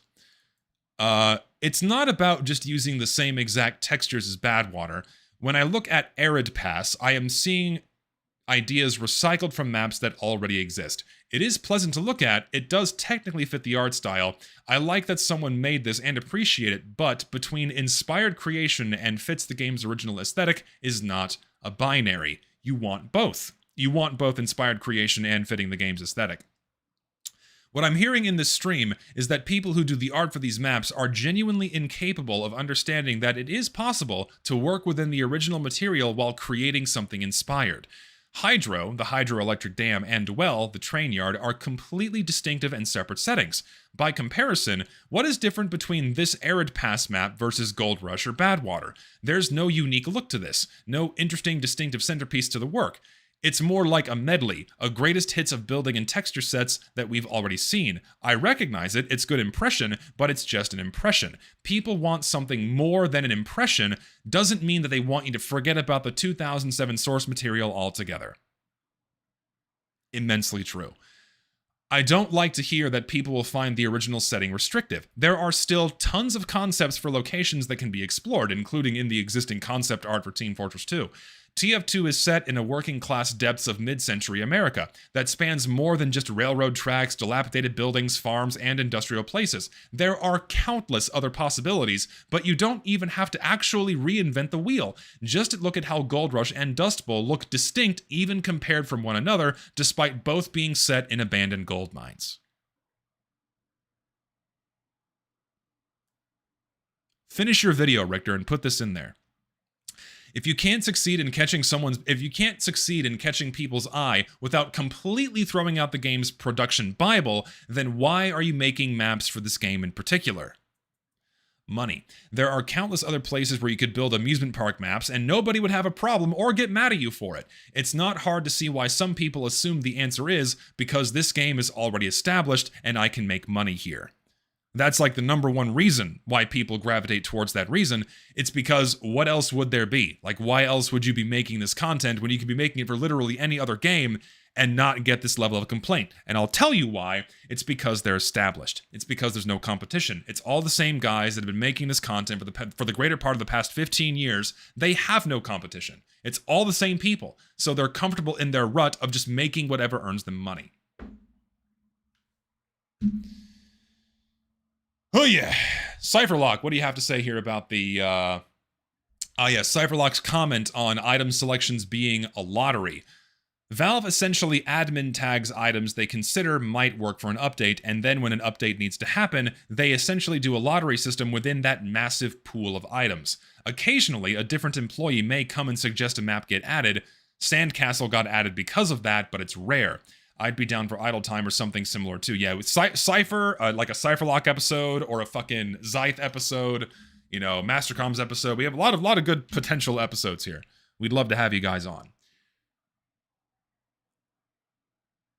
Yeah, I agree. That sounds immensely stupid too. Valve just picking things at random without actually thinking what would fit into the game, which is immensely frustrating. It just kind of reinforces the position that the game is in, that Valve just doesn't really care anymore. Or there could be people at Valve that do care. There could be people at Valve that do care. They're just not being allowed to implement that care into the treatment of the game. Because there might just be some higher-ups that don't want the status quo getting rocked. No rocking the boat. No touching this because it's stable and earns us money, and from the outside looking in, everything seems fine. If Valve actually listens to the people that speak about this game on YouTube or on Twitter and Reddit posts, what have you, which many people have told me before, if you guys are listening to this, maybe heed your actual customers' voices a little bit more instead of just picking things at random. This game, despite its age, still has insane money-making potential for you if you just gave it a little bit more care than you do now, which is basically none. It is insane how much you squander this game's potential because you don't want to. It doesn't even take that much work. You could assign 1 or 2 people, not even full time, just to like curate some really good content for an update, just to actually play test things and kind of read the room from, you know, the places where people actually play the game, not Twitter or Reddit, to see what could actually fit in and work. All the work is being done for you. All the content is being made for you. All you have to do is just pay a little bit more attention. And that would go so much further in how positively received these updates are. Moreover, make sure shit doesn't break. Do something about the matchmaking system, please.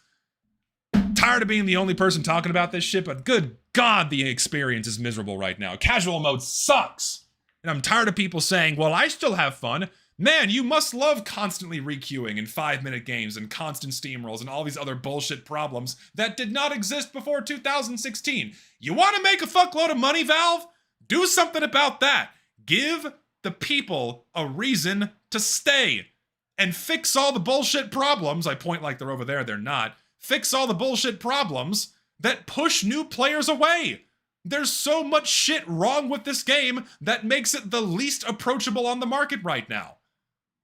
Like, booting up the game for your first time in TF2 and then, like, you're getting into a match right when it ends? The game's fucking free! Who the hell's gonna stay for that? Or like, oh my god, I can't wait to play TF2. I played it like 10 years ago. I'm gonna go play the new update right now. And they can't get into a fucking server because the matchmaker breaks? Or half the maps you add are broken?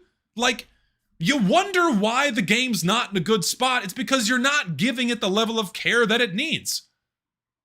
My god. Like, is it really that fucking surprising people are pissed off at you?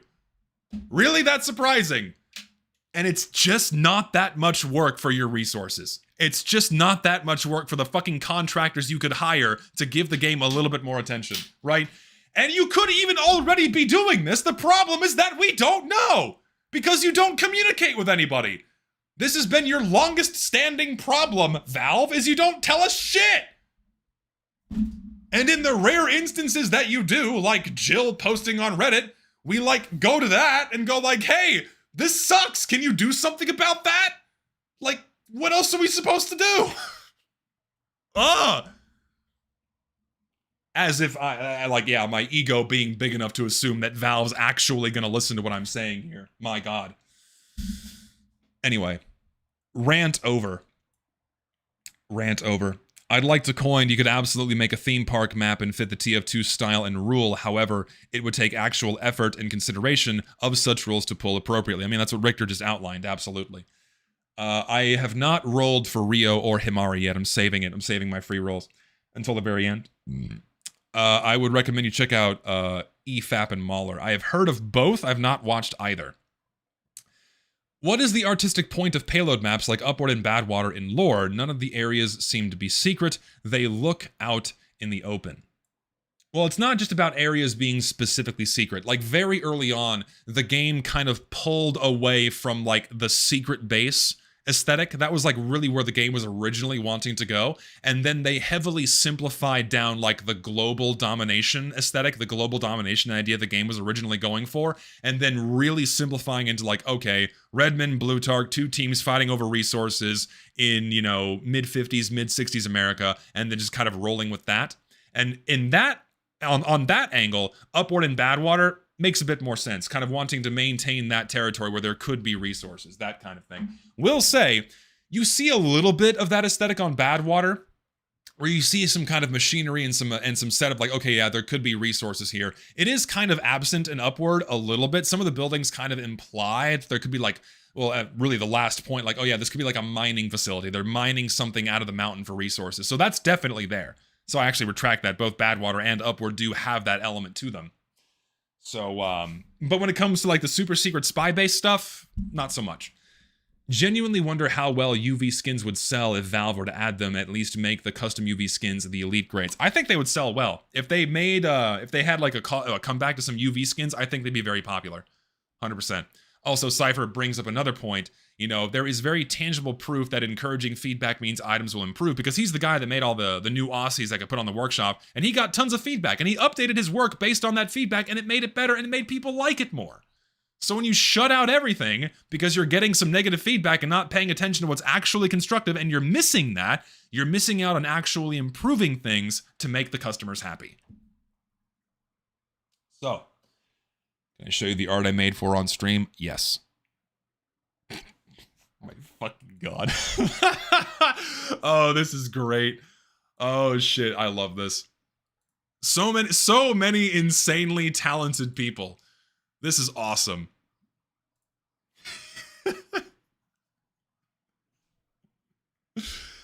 Oh, I love this. This is fucking awesome. I'm not that buff. Listen, I'm trying to get that buff. I'm not quite there. I have more volume than I once did. We're getting there, but my neck's not that thick. I want to get that thick. I like the idea of being thick. I got a lot of work to do. Before I get there. New banner? Dude, this could be my new YouTube banner. It's been, what is it? It's still like pizza. I've had that shitty pizza banner for years now. I could use this. Why not? Oh my god. Fucking awesome. Thank you. I love it. Beautiful. Absolutely beautiful. Anyways, my voice is fucking exhausted. I'm very tired. And I'm going to call it here. Thank you all for watching. We had a very, I think, constructive stream today, despite getting heated. Had a good constructive stream today. I'm paying you to let you know there's a spicy, zesty meme in the works after I'm done with comms. Ooh, very nice. Very much looking forward to that. You guys take care. Thank you all for watching. If you're not in the announcements Discord already, join that linked in the description below. You get announcements for when I go live and for when I upload videos either on the second channel here or on the main channel. Also, I don't know, that's it. Thank you all for your lovely donations. You guys are awesome. Yeah. I'll see you on Friday. Friday, doing some Forza. Saturday, probably something TF2 related. I'm not sure. Until then, y'all take care.